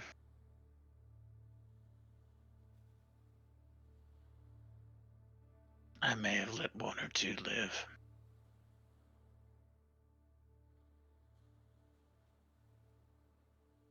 Maybe. Yeah, that's it. No macking. No, just straight up macking. All right. Hasn't been 500 years yet. Oh, don't Yeah. worry, we're speaking in Elvish. Good luck. All right. You just every once in a while, Samantha would see Swift Hollow come over to Quildor, say something, briefly leave. Before that, Quildor go over and Go say something back to briefly. a post. Yep. God, once an hour. They have. This They this have. repeats. every This 2 repeats hours. the Yeah, entire they have hour. one. This- They speak one sentence once an hour to Yep. each other. Yeah, that's how. I love it. I actually legitimately love it. All right. As there's nothing else, the watch continues on silently, gently. Samantha still nose buried in her book unless something else you're doing. No. Cool. As with that, second watch comes to an end. Our elves will need some time to rest. As I think Samantha's the only one up. My studying slows down a little bit as I set like 3 of my snakes on radar mode to keep an eye out. Sure. Splitting my attention a little bit, but with no one to distract her, she just sort of focuses in. Nice. Probably the only thing you'd really be able to perceive while you're looking around again. Not much life. You guys are protected by this bubble, thankfully. But you would probably hear the soft hummed sounds. It almost sounds like another song being sung around in the forest by some of these strange fae. It almost sounds like the same one you'd heard before, but it's a bit more muffled now. Perhaps muted by this magic. Besides that, nothing seems to happen, and the fourth watch comes around. Luna's still sleeping, Persephone and Tamarkan being stirred awake.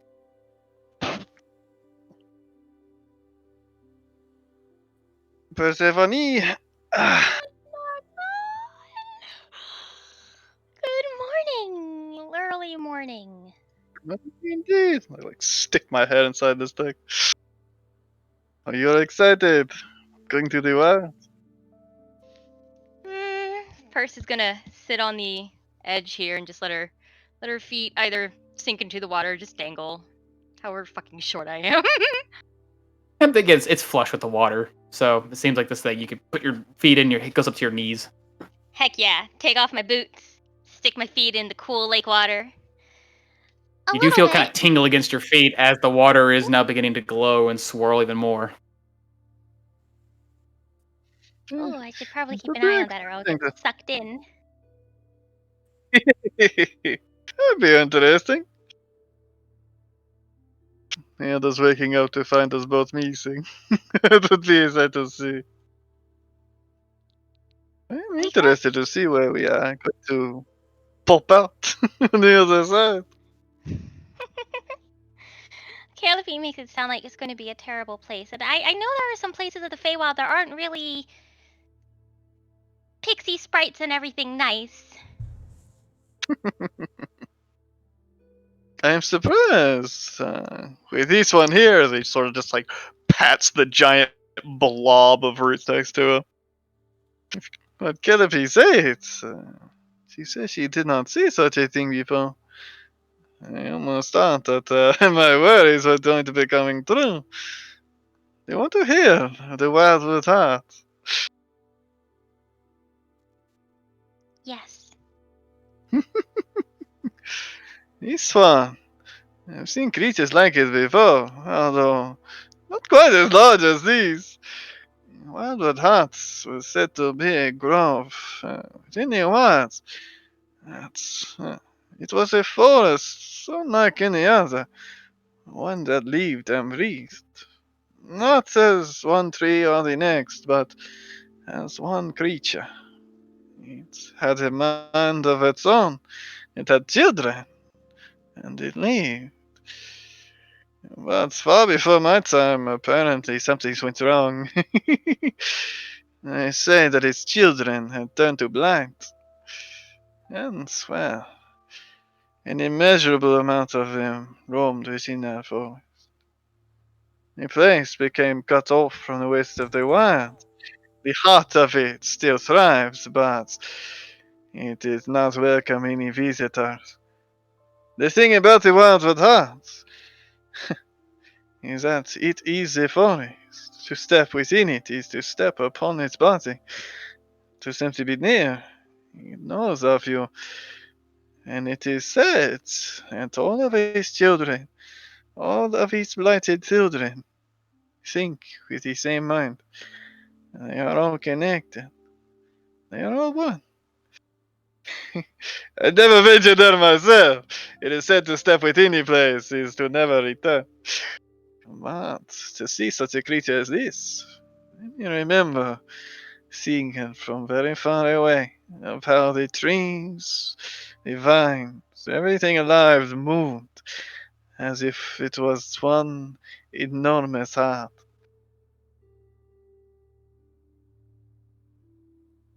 But I suppose that is not the place we are going. It is better be a good thing. Especially if nobody's come out of it, yeah.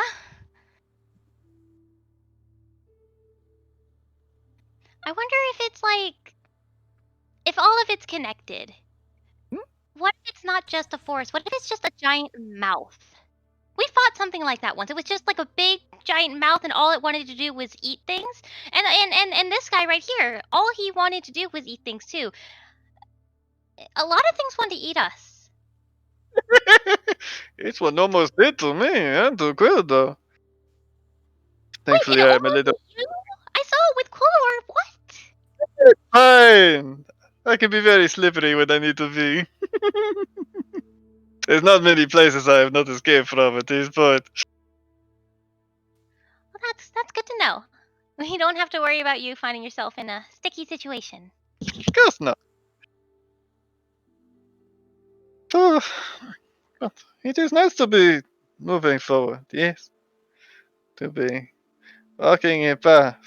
Even if you do not know what the outcome is, you are not certain exactly where you are going. I understand what's happening in part. To be given a task with infinite possibilities, and each and every one seems almost impossible. You're supposed to do something great, but nobody will tell you what that great thing is. It is quite a mystery. But keep walking forward. I find myself that I always reach somewhere. It's good to have a direction, even if you don't know where you're going to end. Exactly. Hey, Go can to I the ask you something? Yes. Um, when when we first met, I know it was kind of really weird. You were kind of hanging out with a wanted criminal, and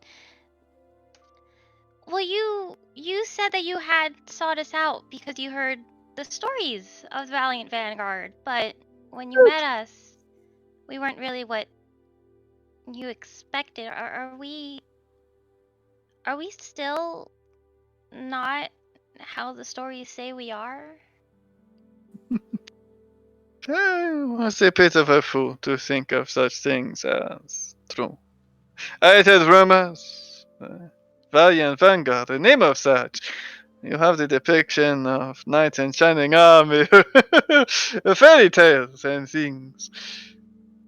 To see you in action, it was different. Like the matter over there. It is simply more flawed than what the stories give. But that is only natural. To have a temper, it is loose at times. But no, I understand the darkness and people. I understand the people that I was taking drinks with, although did not know they were so wanted or their crimes were so yeah, as they were. But Harmful? well, to have a bounty upon their head for sending you after them. I suppose they were into things that's a little bit more than simply roughhousing and causing a nuisance. And we're giving death after all. Those that I didn't vouch for, anyways. But no. Maybe it is best. More human, as it were. But I don't know, Persephone. What we do here, what we have done, fighting the dragon was impressive. But I do not know about the meaning behind it. It is easy to see upon our group we hunt such beasts for fame and fortune, but I know your heart is kind, Persephone. I believe Quildo, although he has a rough way of doing it, wants to do good. I don't know of Luna. I should spend more time with her. We have not had much time to talk. Samantha, Swift Hollow, those I think are creatures of the world. So flawed that I do not know if they are the valiant vanguard. But you are a very rare breed, Persephone. Not many can seek the world out simply for others, to give of themselves until there is nothing left to give. Not many people are wishing to sacrifice so much. So I understand. If their stories are fairy tales, at least that they are good to listen to.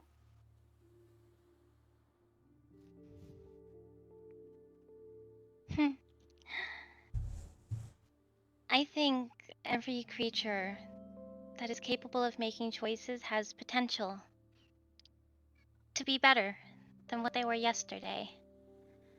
Maybe it takes a little longer than others, That? but some flowers don't need a lot of time to grow, and others can take months before they reach their full potential, even years. Good. I'm also a little worried about them. I'm not going to lie, but I'm hoping maybe I can help. But that's all I can really do. It's up to them ultimately what they choose. A very large heart once fell to darkness. No reason this cannot bring back to the light. As I pat the giant Rudy guy next to me.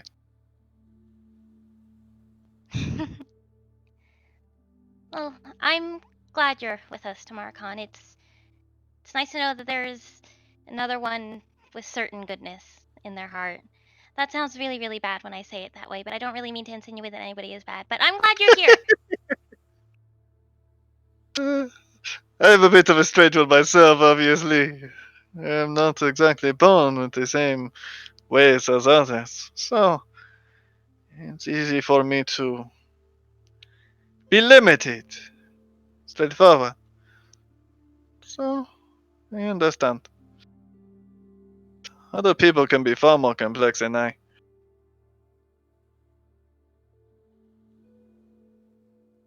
And sorry if I get us into trouble from time to time. It is a I don't bit think I mistakes mind. I make in life. I don't think I mind your kind of trouble. It's mischievous and it's fun.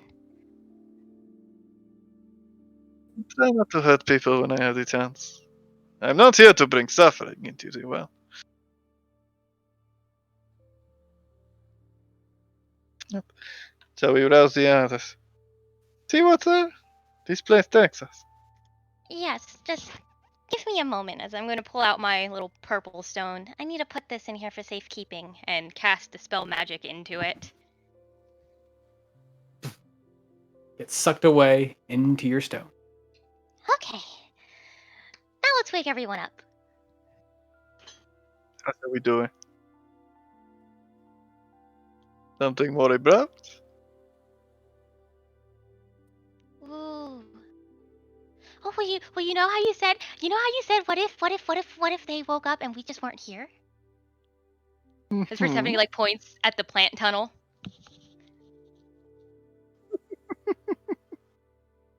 I like it.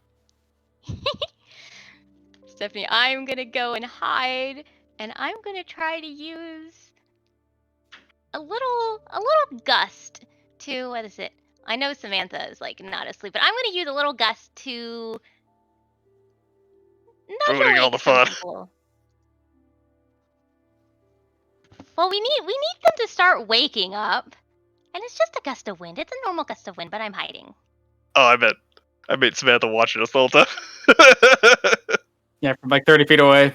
Let's go hide. Oh, wait. If I'm gone, my bubble wouldn't be here. Bubble goes away. I just look down the tunnel, look at Samantha. You just see a single serpent, yellow eyes sort of glowing in the twilight, or not twilight. What is it when it's when the sun's Dawn. rising? Dawn. Is it dawn? Okay. The dawn light. Look at you. She seems to still be looking down at her, the last bits of her arcane studies, and you just see the snake sort of bob up and down really slowly. As both of you would remember, Samantha has a tendency, when things are not serious, to play along with you. Just buried this in her book. All right. You'd feel the rest of you sort of stirred for a moment, feeling the sort of soft comfort of this bubble fade away. As Persephone and Tamarcon, give me stealth checks. Such a sneaky boy. 24. Oh god! Persephone. Persephone, when you have to stop giggling, they're going to hear the giggling. It's very loud. So I'll just walk over to Calliope. Calliope. She seems to just be laying on the ground, eyes closed. Calliope, your sister is missing. She jumps up on her feet. What? Persephone has disappeared. What is she? I have no idea. Oh, now you Persephone! broke Squith Hollow out of her trance, you loud people. Persephone! Luna, wake up, Persephone's gone! Why are people yelling in my ear this early in the morning?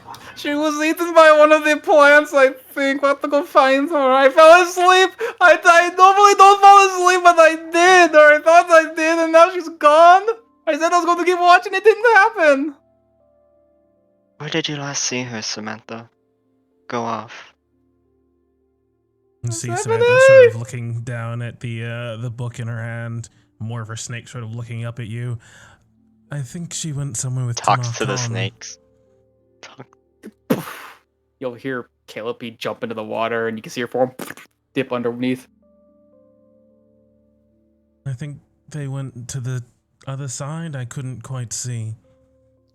Let me just jump into the portal. Something did. As Persephone, nestled up inside this mass of tendrils, you can hear the footsteps clattering around you. You can't stop giggling, but you feel like they're probably going to find you, and you have that pressing feeling that they might be seeing you, they might be watching you. Like you have eyes on you right now.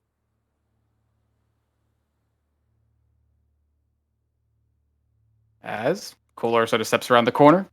Are you just playing along, Quillor? What are you doing? Oh, I was fucking awake that last. I don't. Trance second and third watch. Okay. So you didn't talk to I knew Patel. I knew everything they did and everything they said. Sure.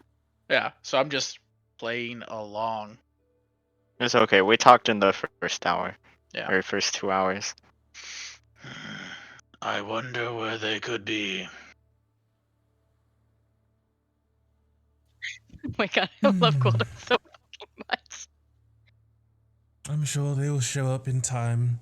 Maybe they went to go get us some food. Maybe Tamarcon went to go get some more of those delicious fruits. That would be such a nice gift. Such a nice thing for him to do, as I make the pointed comments. Calliope! She just seems to be gone. So you can see the water sort of swish, now still filling with light, swirling, a bit more prominent now. Reach over. Pick a big old centipede up off the thing.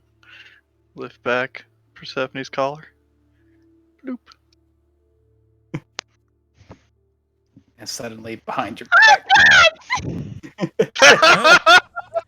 That Got it! sounds like her. As Roy, both of you guys give yourselves some demon inspiration. Stupid. As a loud scream echoes out, obviously, from inside the mass of plants. Were you cold? What are you two doing in there? No! It's a bug! It's got a lot of legs! Oh my god! It's in my armor! Don't you love bugs? Somebody has lost their minds. She's gone crazy. Oh. Oh God! Just so you Fever. know, Calliope's Calliope gone. jumped into the portal. Something. Oh, that's what that splash was. Oh god, we have to go after her. As you would see, at this point, the water seems to be actually swirling with a now mound of rolling light. That you see, again, the water itself seems to be moving gently, but you do see inside this light seems to be turning on its own rate, going deeper and deeper until you can't see anything. And yeah, Persephone, you come out of this mass of plants, start shaking this bug out of your robes, and again, now everyone sees you, and it's okay, the prank's over, and then you still have that weird feeling that everyone's looking at you, but it's like the slight twinge in the back of your mind. Like it feels like someone's still watching you, and then it goes away. And then a pillar of light comes crashing down in the center of this landmass, of which you all enter the area in. All of you can hear it, so this crackling sounds like a lightning bolt, striking down into the stonework until the light fades to some of you in a very familiar way. As standing on the edge, brow furrowed, the air crackling around him with magic, and his gaze fixed solely on the giggling girl at the center of this zone, is the High Lord Kaelon, teeth grit and robes flowing. Found you. Yes. Where do you think you're going, sneak thieves? I think it's time to go. Me? No. Oh, leap of faith time. Fantastic. Oh. So I'm just gonna run and jump. All right, into the air, falling down into the water. You feel yourself floating inside Kulor, and suddenly your armor begins to show its nature and take you down, down, down until light begins to completely envelop you, filling your eyes until all you can see is the bright green glow. Is this how you where you looking? stole away from? How you looking, Persephone? I'm just making eye contact with him, but I'm also looking back at my friends and just nudging for him to go. I'm waiting for you guys. Nope. Swift Hollow takes your hand. Come on, little light. I'll deal with it when we get back. Is this what you're going to use to leave? Very well. As you see him lift his hands, begin to turn his fingers, and you see magic begin to course up and along his arms. I'll get rid of this for you then. With a twinge of warning, I'm gonna start casting a spell as well. Swift Hollow pulls Persephone in. See if I can set him off. Try to what? Trying to cut his magic. The quick draw. The quick draw. Can you speak in English, please? I'm trying to cast a spell before he gets cast a spell. Trying to counterspell him. Yeah. Yep, he seems like he's casting it, so you can try. I'll also try to intrude on his thoughts and tell him don't do that. Just start dancing. Oh, yes, dance. Oh, no. Only cast a spell. Not casting a spell. Never mind. He's casting a spell. As I it seems like cursed magic eye. is being thrown down. As what are you trying to do, Tempercon? The wind picks up around him as everything in front of his face starts to blur and starts to turn to mist. As the whole area in front of him just starts to blur out. It's because of a fog cloud right in front of his face. And yeah, I am also gonna cast a spell on him at the same time, seeing him call upon this incantation. As you But would it's not see, the spell that you Tempercon, think. the fog begins to fill his face, and immediately, let's see, he did that. Yeah, it's incinerate. It's So, let's see. Fine, you're fine. Magic coursing out from his hands. Ooh. As you'll see, again, the moment the fog cloud appears, you see it appear for just a moment and then immediately crackle and shift, and then immediately, as if a storm cloud had run through, the magic disperses. As it seems like you're able to counter his magic by throwing another magic in front of him. You damn rat. Snap, snap, as I call him on the carpet to take me and Samantha into the sky. Well, I guess Tomorrow can also take us all onto the carpet and just dip down into the water. And as we're going in the water, I flip them off. That's So, what I expected. Persephone can't see anymore. As Persephone and Swift Hollow into the water again, being surrounded by light until you're gone. Tamarcon following after. Samantha, what are you trying to do? Command him? I cast command on him. All right. Let's see. Tell him to walk forward. It Say will take a approach. charisma check. As you're pulling upon this powerful magic, you feel it trying to slip away.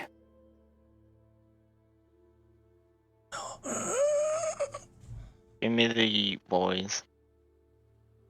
My soul. Oh god. Are you waiting for someone to give you inspiration? Oh. Oof. As roll me D100, my friend. Oof. It becomes a command sword. It'll explode the whole area. It's fine. That'll do it. Oh What is it? What does that do? Oh no! God, I hope it blows up the whole world. Oh no! As what was your command, Samantha?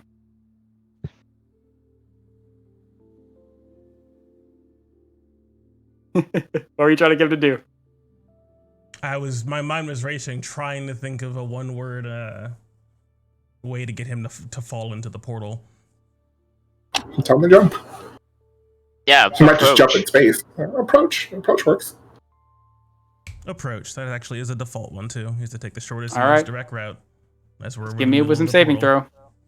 As someone seems to be casting command to make you approach. As your spell's magic seems to suddenly twist on itself and targets the Approach. caster. Myself? Yeah. You translate approach to me. Yep.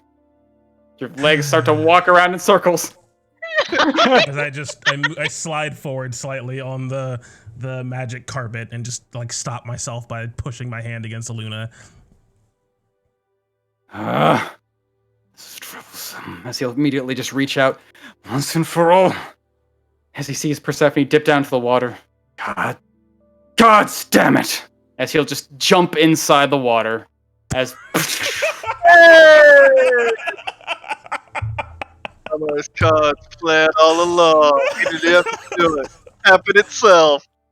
as he'll leap into the water. You'll see him actually leap with considerable grace, actually taking up the ground for a moment, almost like he's levitating before going down. But as he does, you'll see the magic actually crackle across his body as it sort of catches him in the air as he hits the ground, or hits the surface of the water, and dips down and fades away into the light, as it just seems to be Luna and Samantha left. But as he goes inside, you do see suddenly the portal's light begins to flash and flicker and crackle with that same sort of magic as it begins to dim suddenly and go bright and dim and brighten and dim, as it seems like confounding magic has been cast inside. Samantha, wouldn't it be so funny if we just didn't go? As I, take the carpet, go over it, and we just slowly go into the water. Oh, if we could just go north, we could forget about all of this, not have to worry about it anymore. Oh, as I instinctively hold my breath as we start to descend in. As you guys slowly descend on the carpet into the water, you feel yourselves get completely engulfed in it. And again, surrounded by this bright light, as it gets brighter and brighter until you feel strangely, the water gets thinner and thinner until it almost feels like you're not even surrounded by it at all. It just seems to be the weird, dense air.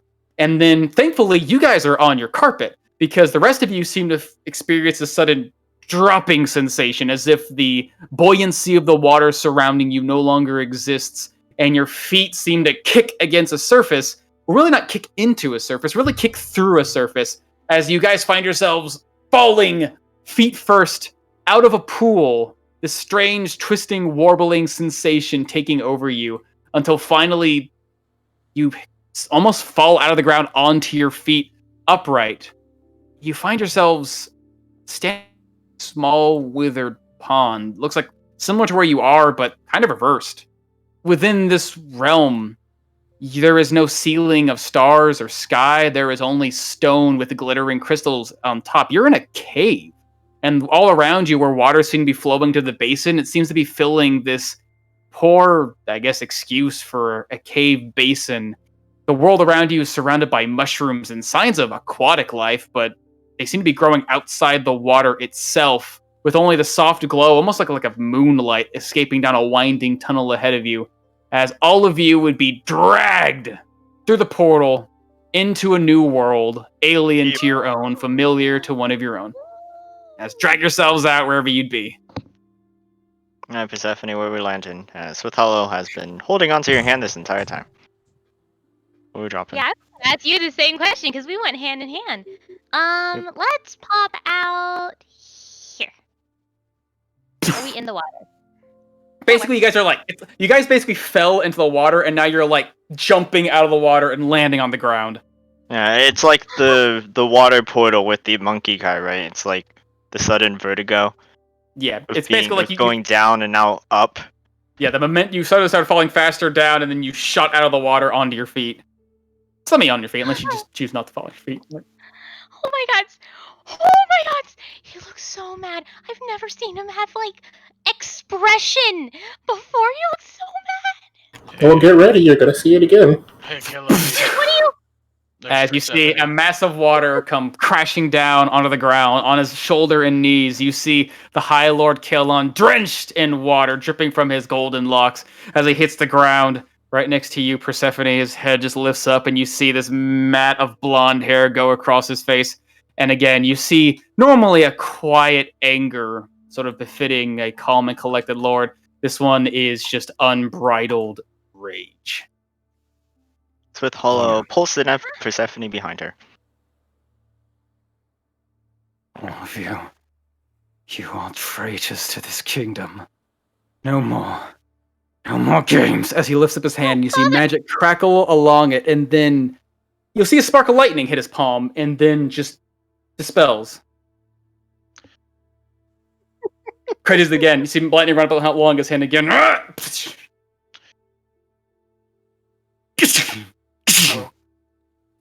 Welcome to the Feywild, my lord.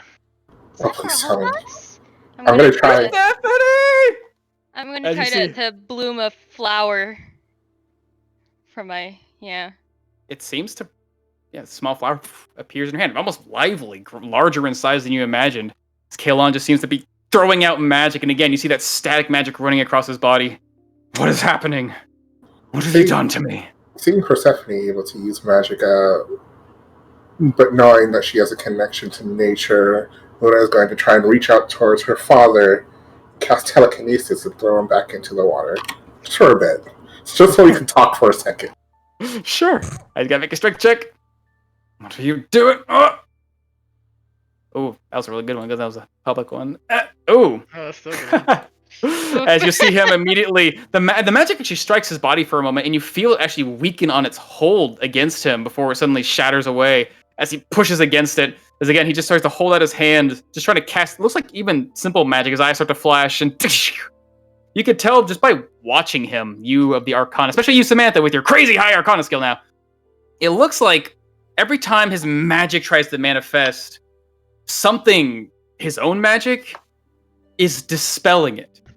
When magic appears, it unravels itself. What trickery is this? Great a frequency to be normal as I'll just try to conjure up that same sort of green serpent around my hand, just drying off my arm as I'll try to use prestidigitation and see if I can conjure forth that magic. Yeah, comes out just as easily as before. What have you done? Alon, I think you might be cursed.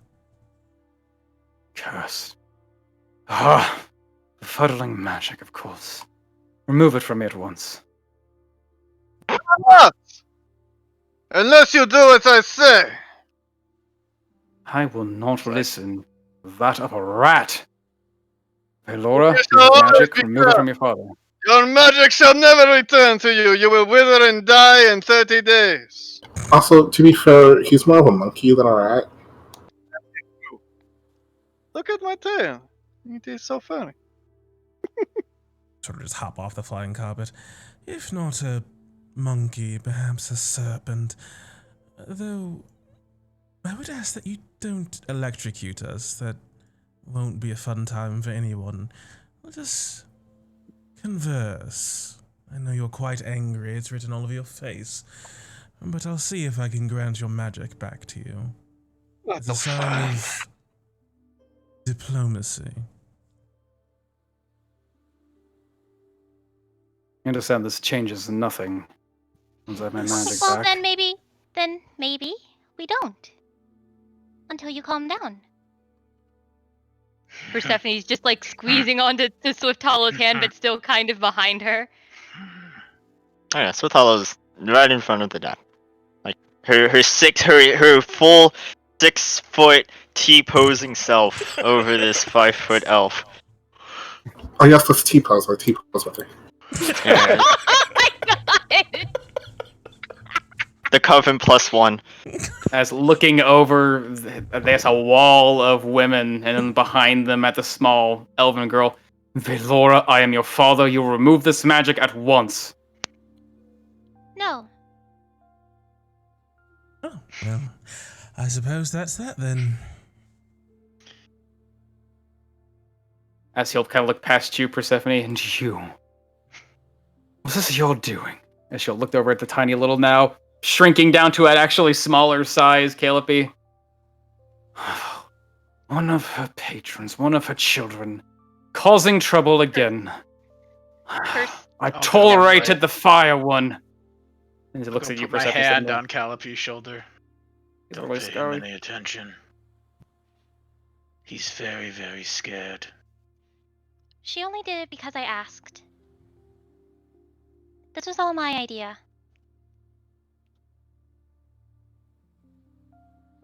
Defiant to the end, it seems.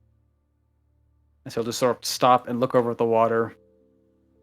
Well, at least it seems I was successful, if in part. As he'll just sort of take a rock and just throw it into the water as you see it splash, and there no longer is light within the pond. Albeit a bit too late. The way behind is sealed.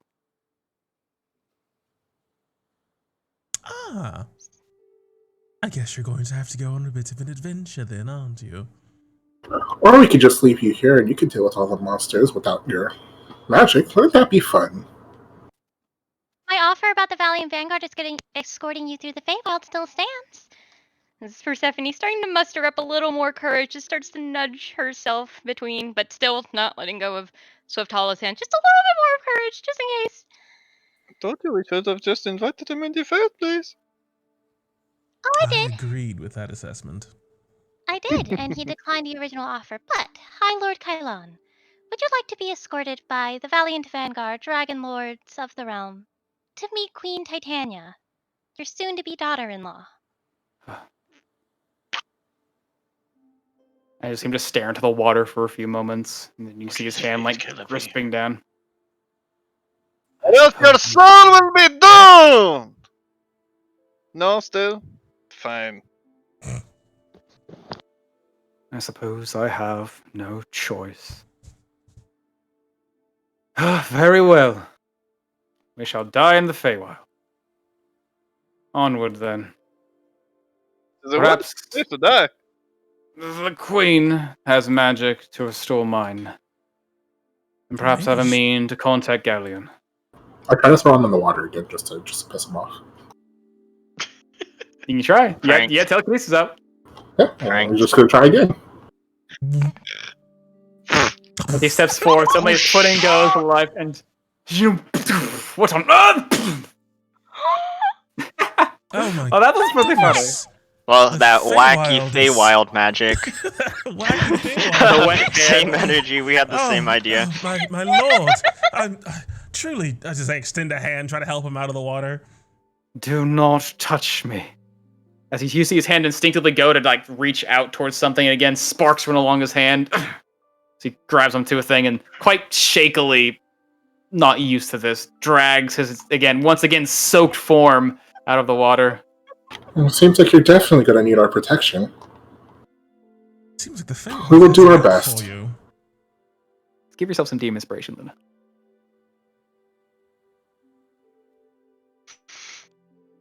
Well, I, for one, am just happy that you're safe, Persephone. You don't know this, Mr. High Lord, but she was gone.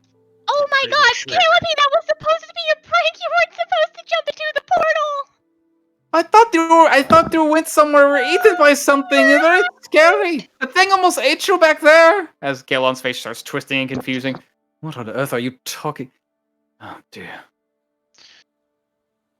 You know, the giant root It was monster. a joke, Calliope. We played a little trick on you. We know how much you like tricks. We were hiding in the Ah, giant.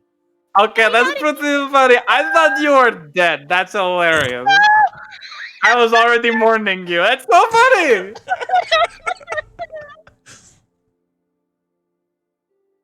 Well, welcome, High Lord Killon, to the Feywild. This is a very lovely place.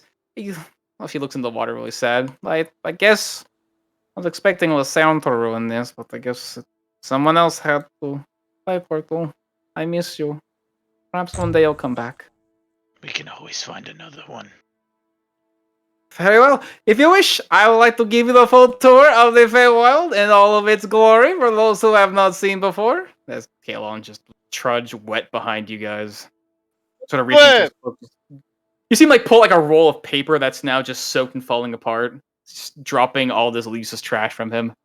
I can't believe this is happening.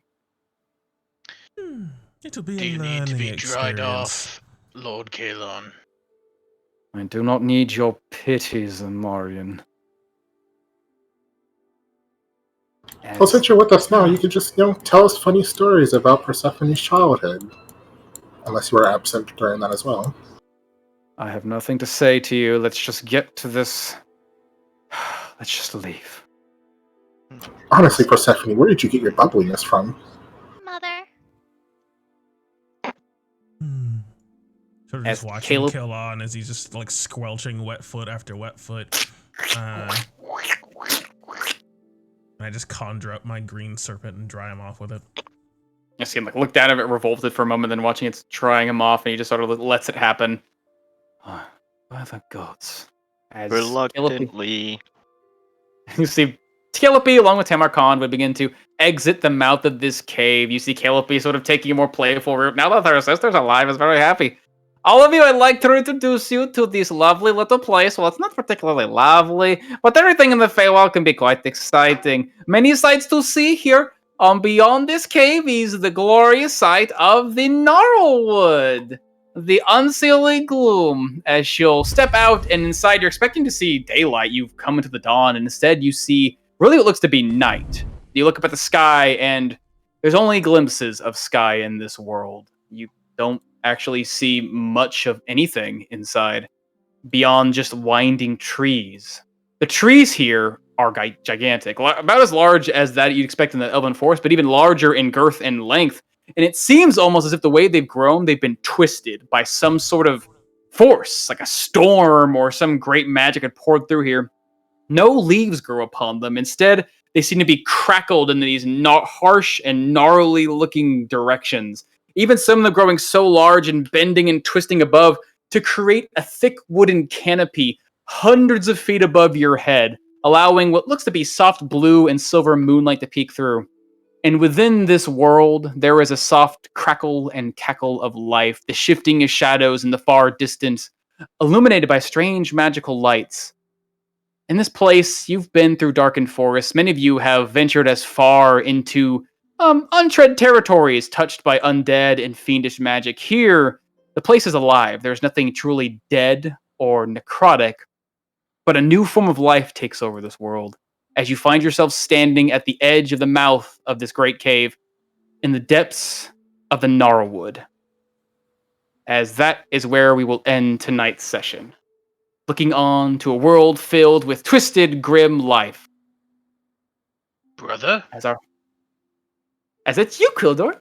That's you stepping out. I don't have a mace! Your sword got What do floppy. now? Yeah, it's Yeah. your, I that's just your, wanted if I one recognize that thing. halberd, that's your sister. Wanted one quick thing that sure. Persephone's just gonna, since we're trailing behind everybody, Persephone's just gonna grin at Swift Hollow. You were going to fight an Illyrian High Lord. You realize that, right? Oh, certainly not. Do you not remember what I said at that night? Restraint is not really my thing. You were going to kill an Illyrian High Lord? No. Just like... what was his name? The fireman. I care not to remember. Lysarin. I would stay my blade. But I would not let him take you. Well, I appreciate that. Thank you. That's it.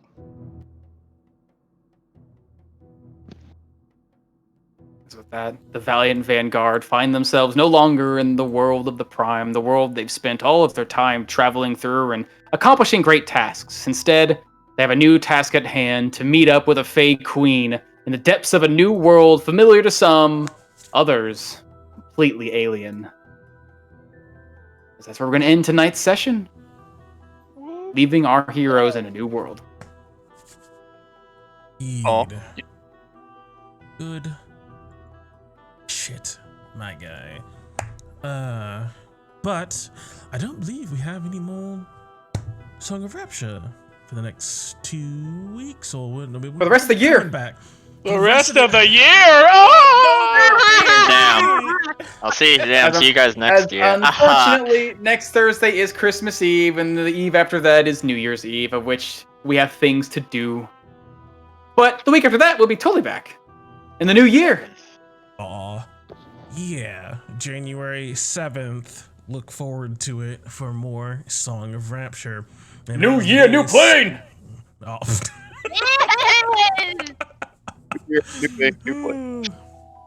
New year, new plane, indeed. It's going to be awesome. So I certainly hope that you choose to join us and continue with us on our journey through whatever it is Omen's got spookily cooked up for us here. This place looks horrifyingly alive.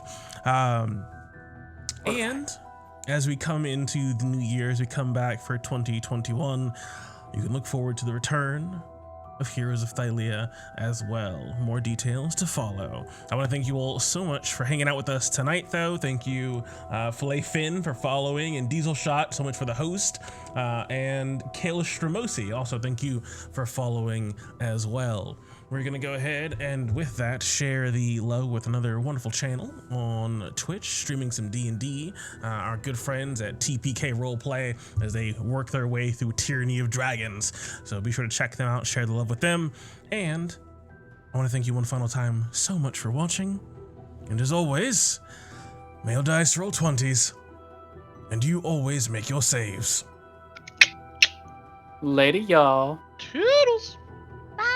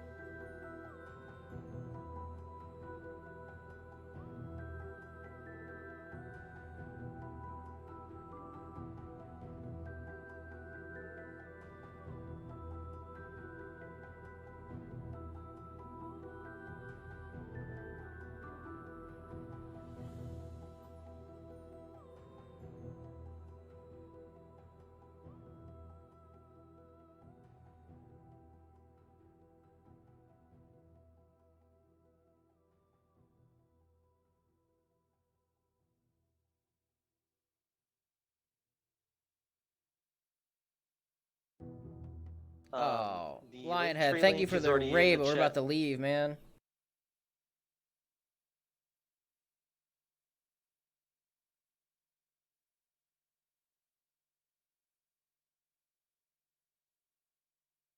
What's going on?